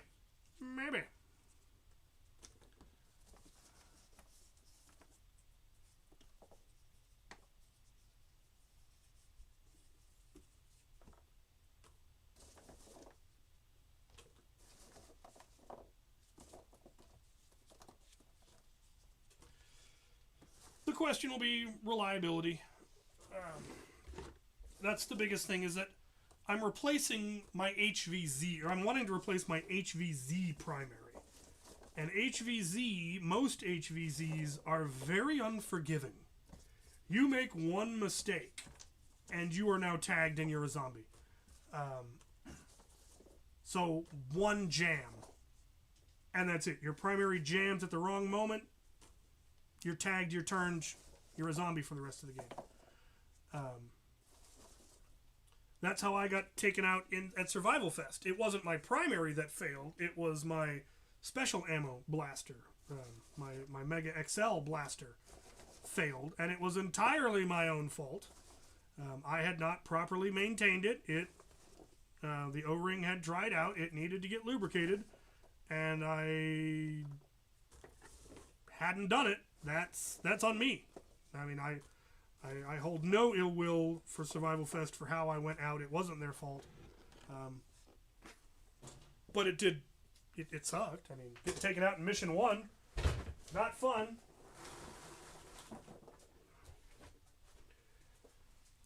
And it reinforced the fact that I want a reliable blaster. I want a blaster that's not going to fail, a blaster that's not going to jam, a blaster that sends the dart where I want the dart to go. And I've yet to find something better than my FTL3. I'm sure there are plenty of comparable blasters, but I haven't found one better. And if it's not better, what's the point of switching?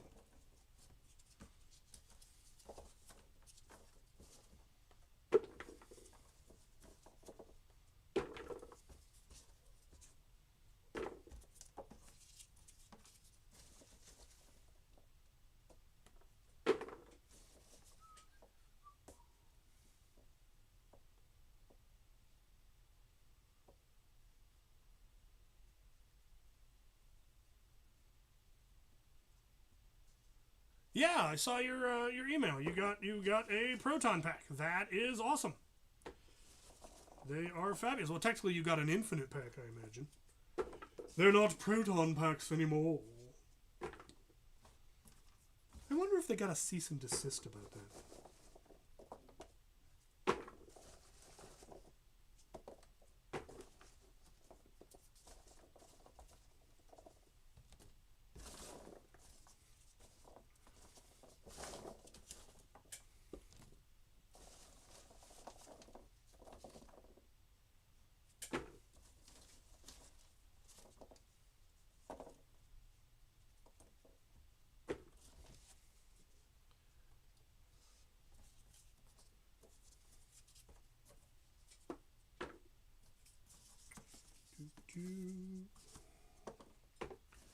What time is it?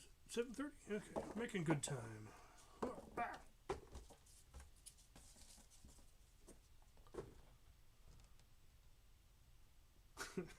Yeah.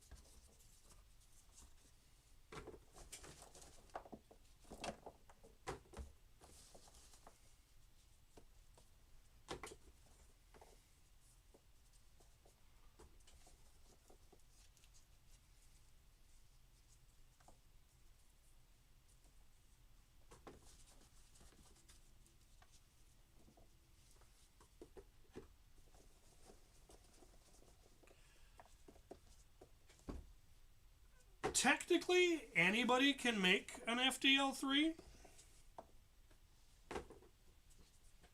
The files were made public in the end. They just released them onto the internet. I mean, I used FDL. I used the FDL3 code to build my smart gun. My smart gun's largely built on FDL3 code because it didn't need to be complicated. Because I didn't go with the full auto, or the select fire, it's just full auto. So I just needed, when push button, wheels spin fast. That's not complicated code. Making a select fire circuit, that's complicated code.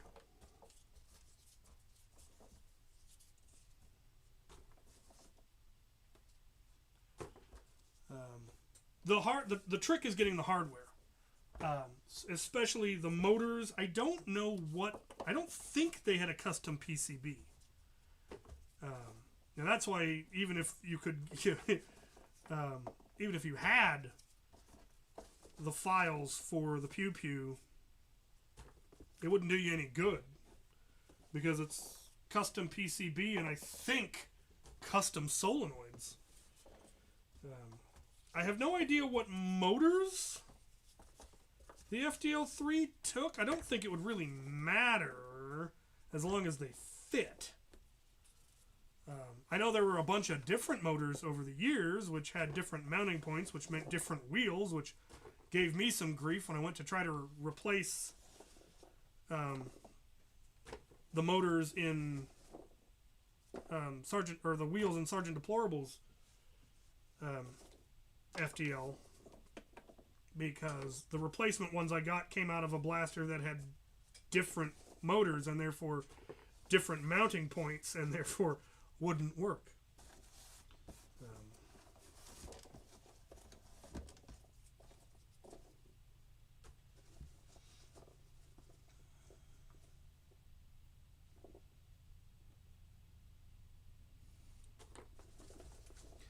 Yeah, people making custom stuff for a hobby is cool. I mean, look at the motors that Out of Darts has had made. The Kraken motors and the Fang revamps and the Michelle 2s and all of those, the Lokis. Those are all custom. They told the company, we need a motor that has these specifications. Because that's always been the trick, is finding the motor that's right. You can't just go to a hobby shop and pick up a motor off the shelf and expect it to be perfect for Nerf. Because for flywheels, we need high torque motors, but they don't need to be as high RPM as you think. Most Nerf motors spin at like 35,000 RPM. And there are motors that spin much faster than that, but they typically don't have any torque. So if you try to fire full auto or even relatively fast semi-auto, they sag. The motors get slower and slower because they don't have the torque to get back up to speed after firing a dart. That's the difference between the speed and the torque. Speed, voltage and speed is how fast the wheels spin. Current and torque determine how strong the motors spin, how easily it is to slow them down, or how well they can maintain speed even when firing.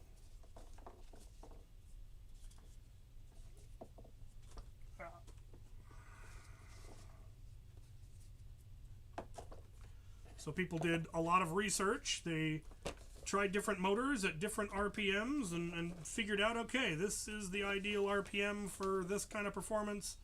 We're going to make those.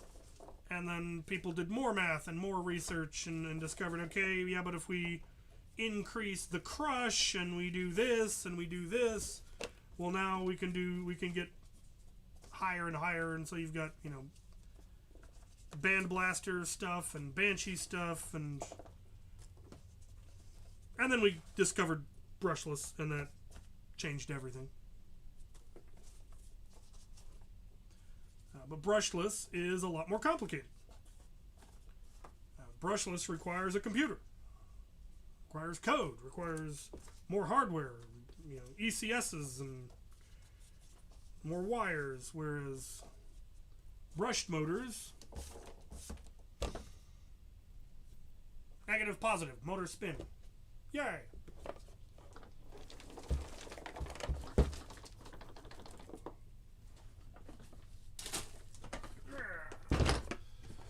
Next!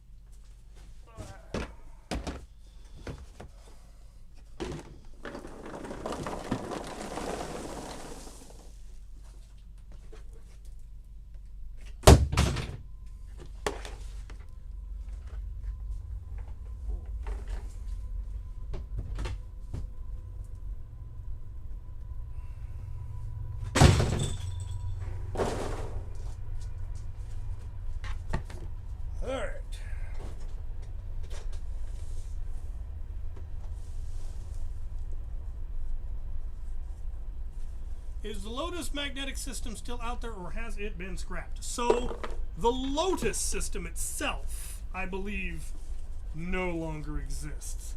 But Holdster as a concept, using those magnetic knobs and sockets that work for them, that is still very much a thing.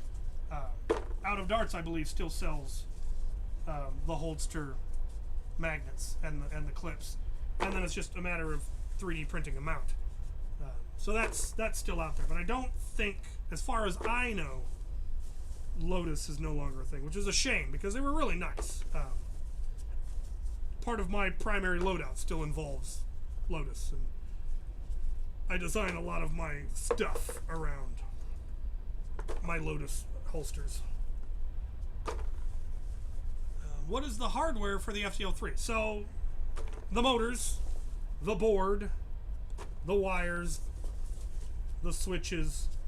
The whole hardware list is available along with the files and the build guide. All of that's available online.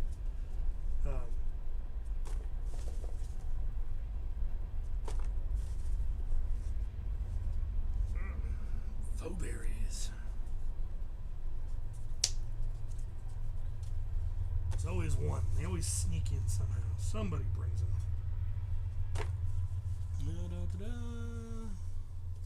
What is my take on LPA HPA in Nerf? So, it's a very touchy topic, and I mean, it's really, it's a cool concept. I love, again, the engineering behind it. One of our local guys, Dr. Pugh, he made some of the most amazing LPA and HPA stuff. You know, he made a semi-automatic Centurion.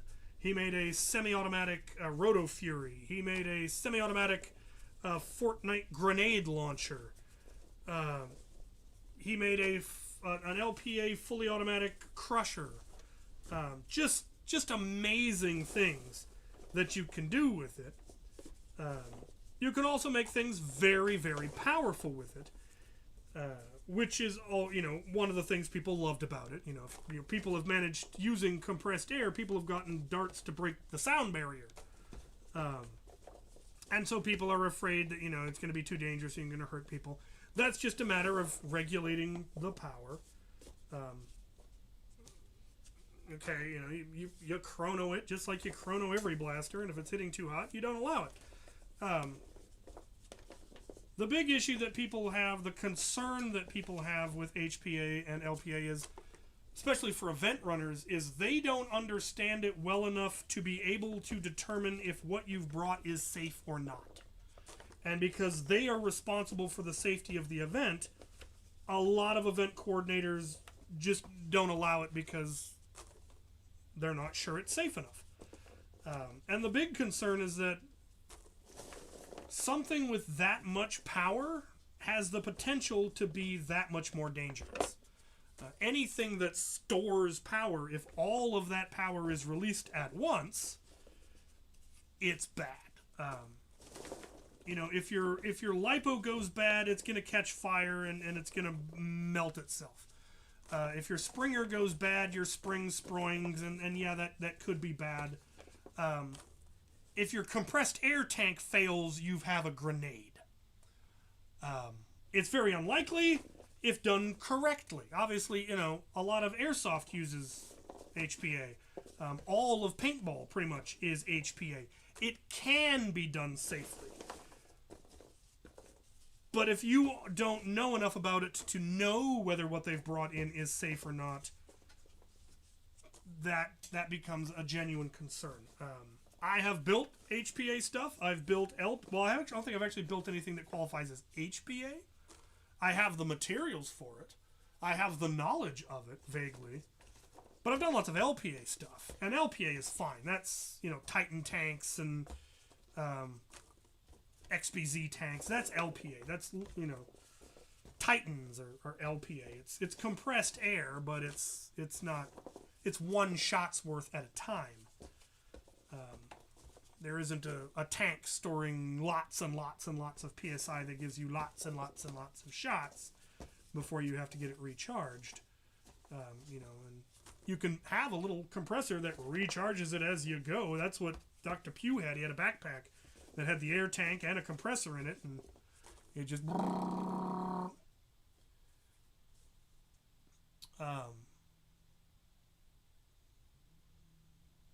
Interesting. Yeah, well, that's the other thing about HPA that is often, you know, it may not even be up to the event coordinator whether they allow it or not, because there are HPA firearms that people use to hunt elk. It is very, very powerful, or can be very, very powerful. And so in many places, it is regulated like firearms are. You can't use something that, you know, uses HPA in a lot of cities, in a lot of parks, in a lot of, you know, campuses aren't going to allow, you know, compressed air weapons, even if they're just firing toys, because, you know, that's the rule. The rule just doesn't allow it. And if Maryland Mayhem has now moved, yeah, their HVZ is no longer going to be at, you know, it's not going to be on campus anymore. Yeah, they can open it up. And again, as long as they are confident that they can make sure that it's safe, cool. I'm curious how they're planning to enforce that. How do you make sure that people's air tanks are up to snuff? That they're not, they didn't buy them on eBay and they're gonna fail in 5 minutes. You have to have your equipment tested when you do paintball.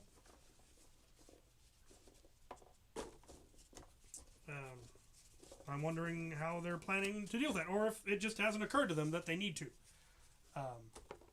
Maybe they'll get lucky and nothing bad will ever happen. So I like it. I want to do more of it. I want to. I've always wanted to build like an HPA sledge fire and an HPA grenade launcher and stuff like that. Mortar, an HPA mortar would be really cool. Someday I still want to build a howitzer. That would need to be HPA because I want to fire, pool noodles.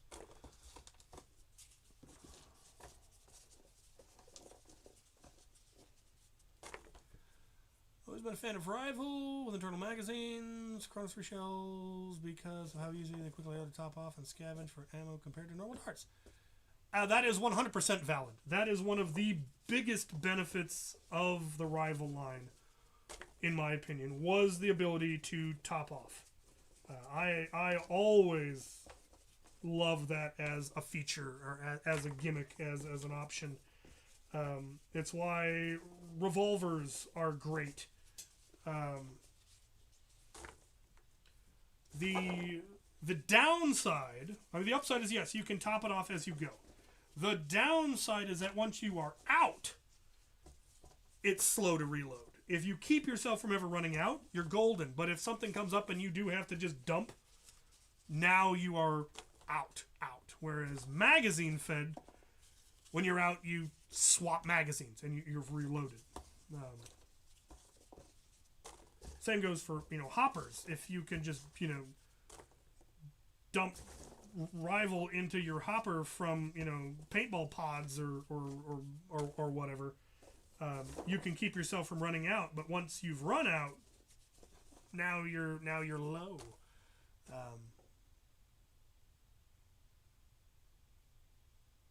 The Infinus was cool. It had that feature. That was a neat idea. I think it never quite took off because the blaster itself is a little bit difficult to mod. It is basically just a rapid strike, and we've modded rapid strikes, but separating the loading mechanism circuit from the blaster circuit so that you could upgrade the blaster without frying the reloader was more complicated, and while certainly doable, again, Dr. Pugh did it. He made his select fire. Not everyone has that level of engineering skill.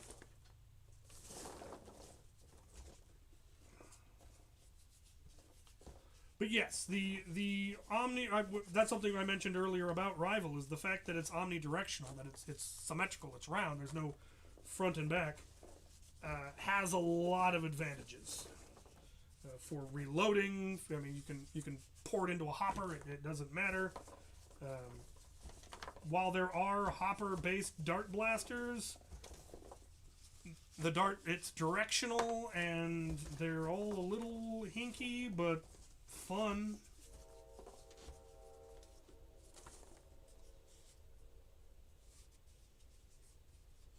Yeah, see, just a belt-attached mag reloader would be awesome.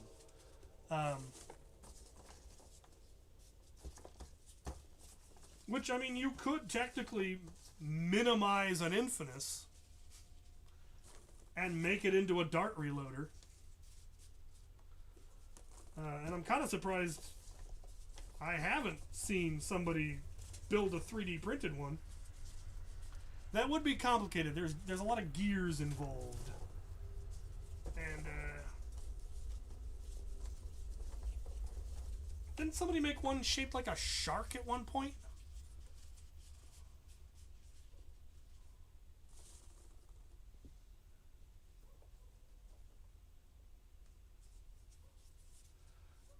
The Tamiya motors are going to have no torque.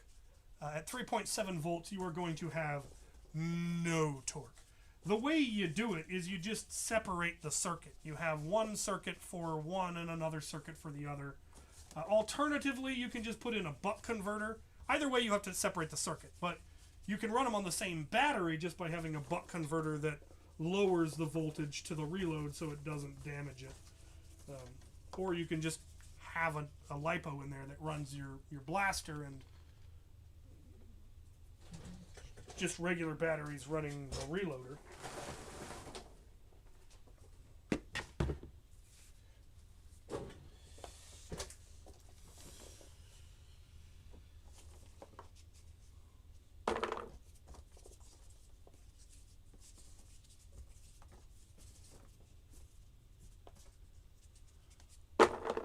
Yeah, the Dart Shark.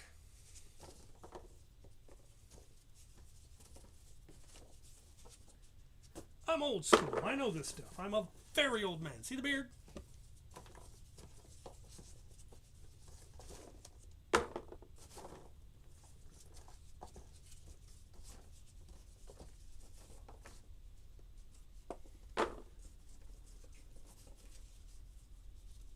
Sweet. When you get it working, send me one. I'd love to have one.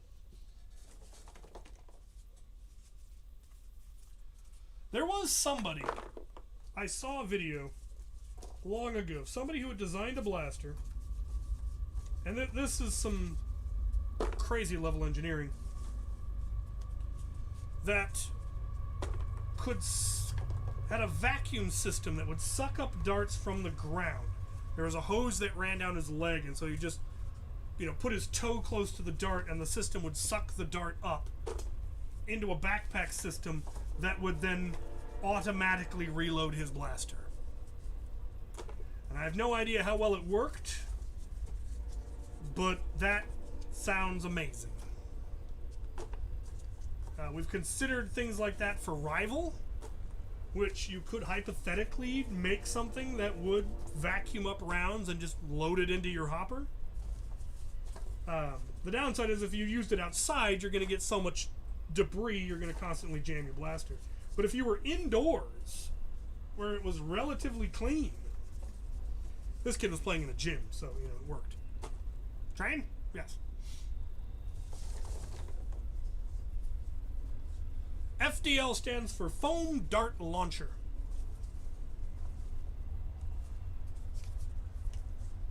They were ever so creative with their naming scheme.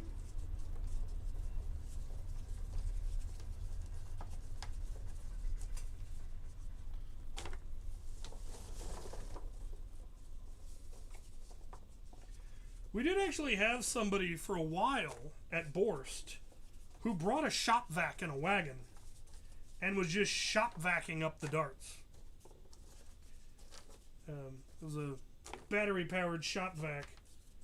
And he was an older man and didn't want to have to bend over, so he brought his shop vac. And again, I don't know how well it worked compared to how much debris it picked up. If it was, because you then have to sort through all of that. I don't know. I don't think he's still bringing it, so he must have thought better of the whole operation.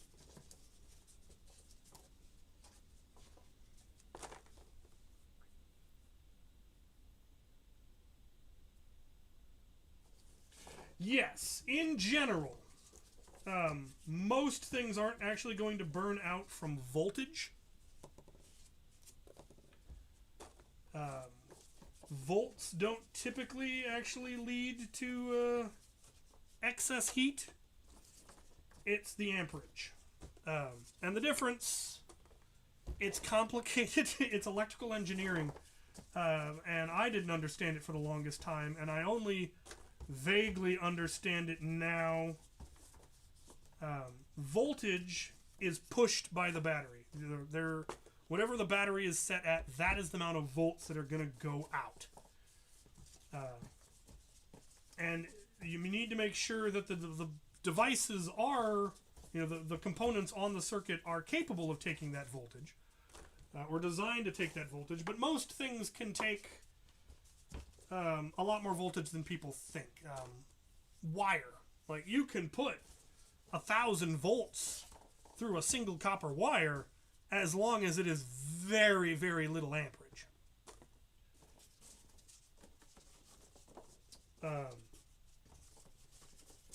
Some components are specifically designed to operate on a certain voltage. So things like LEDs are voltage specific, and if you put too much voltage through it, they will pop. Motors are typically designed, and the difference is the motor is designed to spin at a certain RPM at a certain voltage. If you increase the voltage, it will increase the RPMs, but you're going to then increase the heat, and so it will eventually burn up. However, things like your switches and your green board, what is the bigger danger to them is trying to pull too many amps through them. And I say pull because that's how it works. The battery pushes the voltage. The motors pull the current, pull the amps. And a motor is designed to run at a certain amperage. That is how many amps it wants to pull out of your battery. And this is why it's important to make sure that your battery is matched to your motors. Because if your battery can't provide the amount of amps that the motor is trying to pull, you're going to damage your battery. You also won't get enough amps, and your motors will not operate as strong as they want to. You'll end up with weak motors. They might still spin at the correct RPM, but they'll be very weak, and it'll cause your flywheels to jam. But the other issue is that motor is going to pull those amps through whatever else is on the circuit. So it's pulling that many amps through your switch. It's pulling that many amps through your green board. And if they are not capable of taking that much energy, if they're not strong enough, as it were, to take that much energy, yeah, they'll burn out.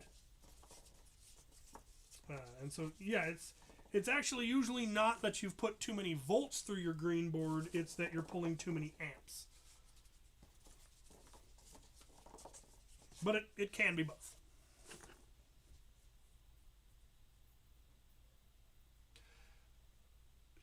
The board might be pulling current. It depends on if there's any circuit on it that actually pulls current. Like an Arduino does. An Arduino pulls current. It requires a power source to operate. Some green boards are basically just a complicated switch. And aren't actually pulling current themselves. They're just redirecting it. And they have to be capable of redirecting it. Think of it as a bridge. The bridge can only have so much weight on it before the bridge will collapse. The weight is the current. How fast people are driving across the bridge is voltage.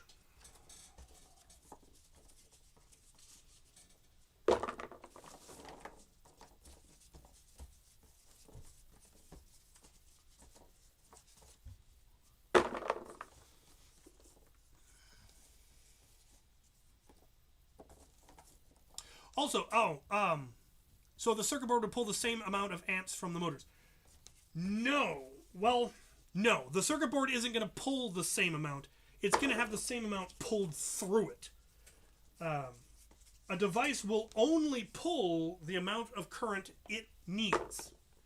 There is no way to have... there's no way to push too much current through something, but you can pull too much current through something. So... your battery needs to be able to provide enough current for the motors. But there is no such thing as your battery being able to provide too much current for the motors. The motors will only pull the amount they are designed for. But yes, they're going to pull that through everything on the circuit. So it'll pull it through your green board. But there's no such thing as having too high a capacity of a battery. That's your C rating and your MPH or MA. AMH? APH. Amps per hour. Milliamps per hour. MAH. Acronyms are a mess. Anyway, moral of the story. Make sure all the components on your circuit can handle it.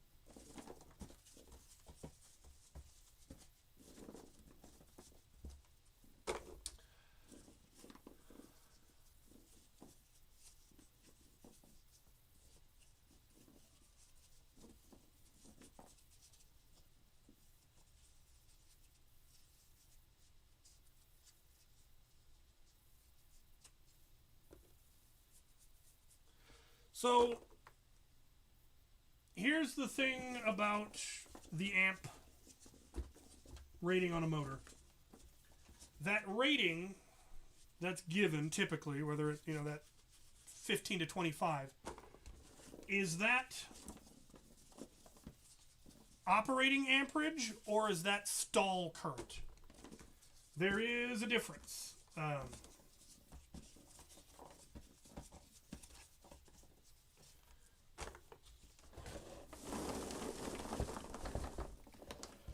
Because your blaster is only going to be pulling stall current for a fraction of a second when you first start spinning the wheels, because they are starting from dead stop and have to make the wheels spin, and that's going to pull a lot more current. Once they're spinning, it doesn't pull the full current. Every time a dart goes through them and it slows the wheels down and the wheels have to spin back up, you get a small spike in current. But again, not much, and not anything to worry about. Where you really have to worry is if the blaster jams and the wheels can't spin, but there's still energy going to the motors. That's when your blaster is stalled. You're pulling the maximum current that those motors can pull all the time. And this is where you're going to burn components out. This is where if your switches aren't strong enough, your switches will melt. This is where if your wire isn't thick enough, your wire will melt. This is where solders will fail because the solder heated up and the wire came loose. And this is where if nothing else fails, your motors will melt. And if your motors don't melt, if it gets bad enough, your battery can fry, because at that point you're basically short-circuiting. That's what you want to desperately avoid. Most of the things you're going to hear when people tell you need at least this much amps or this thick a wire, or this, the switches need to take this, or your battery needs to output that. They're basing it on stall current, and that is preparing for the worst case scenario, which you should do, because the more you take all that into account, the less bad your worst case scenario becomes. So, these motors, you would need to know if that is stall current or operating current. In either case, 15 to 25 is not bad. The way you calculate it is you're going to add all of the current drawn by all of the motors, and that's the number that you need to build your circuit to survive. So your battery needs to be able to put out at least that much. And the way you get that number is you look at the C rating. In your case, you said you had a 60 C battery, and you look at the amp hours. And you said it was a 2200 milliamp hour, so that makes it a 2.2 amp hour, and you multiply those two numbers. So 60 times 2.2 is going to be 198 or something. No, 136. So you've got 136 amps to work with. So your battery is fine with those motors. Your 16 gauge wire is so fine, it's comical, honestly. That's one of the things that we really estimate how thick our wire needs to be in this hobby, and it makes things a lot harder. But Your 16 gauge wire is going to be absolutely fine. The only question will be your switch, and if you've got, like I would recommend the Omron switches that out of Dart sells, those are also going to be fine. I run those same Omron switches in Tier, and Tier draws an ignorant amount of current. It's got, I think, 9 motors in it. 1, 2, 3, 4, 5, 6, 7, maybe 7 motors. It's got a lot of motors, and a lot of them are big motors. So it draws a lot of current, and I've never burned out a switch. So, you're probably fine.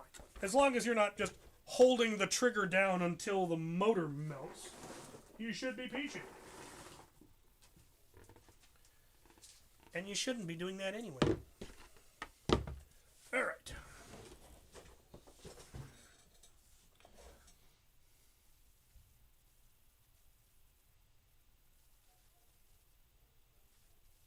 Yeah, so like I said, a buck converter would be a great way to do it.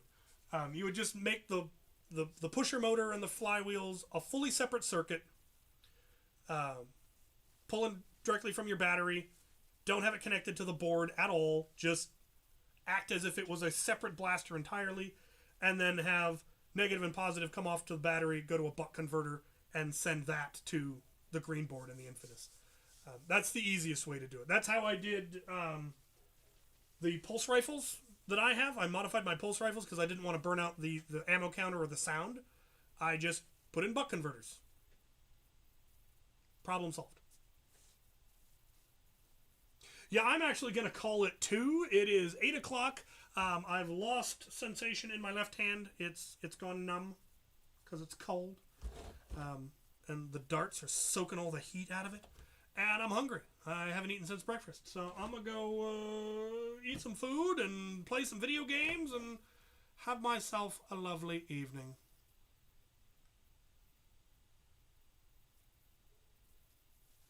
Thank you all for watching. Thank you all for your questions and your support. I appreciate it greatly. And I will talk to you all later.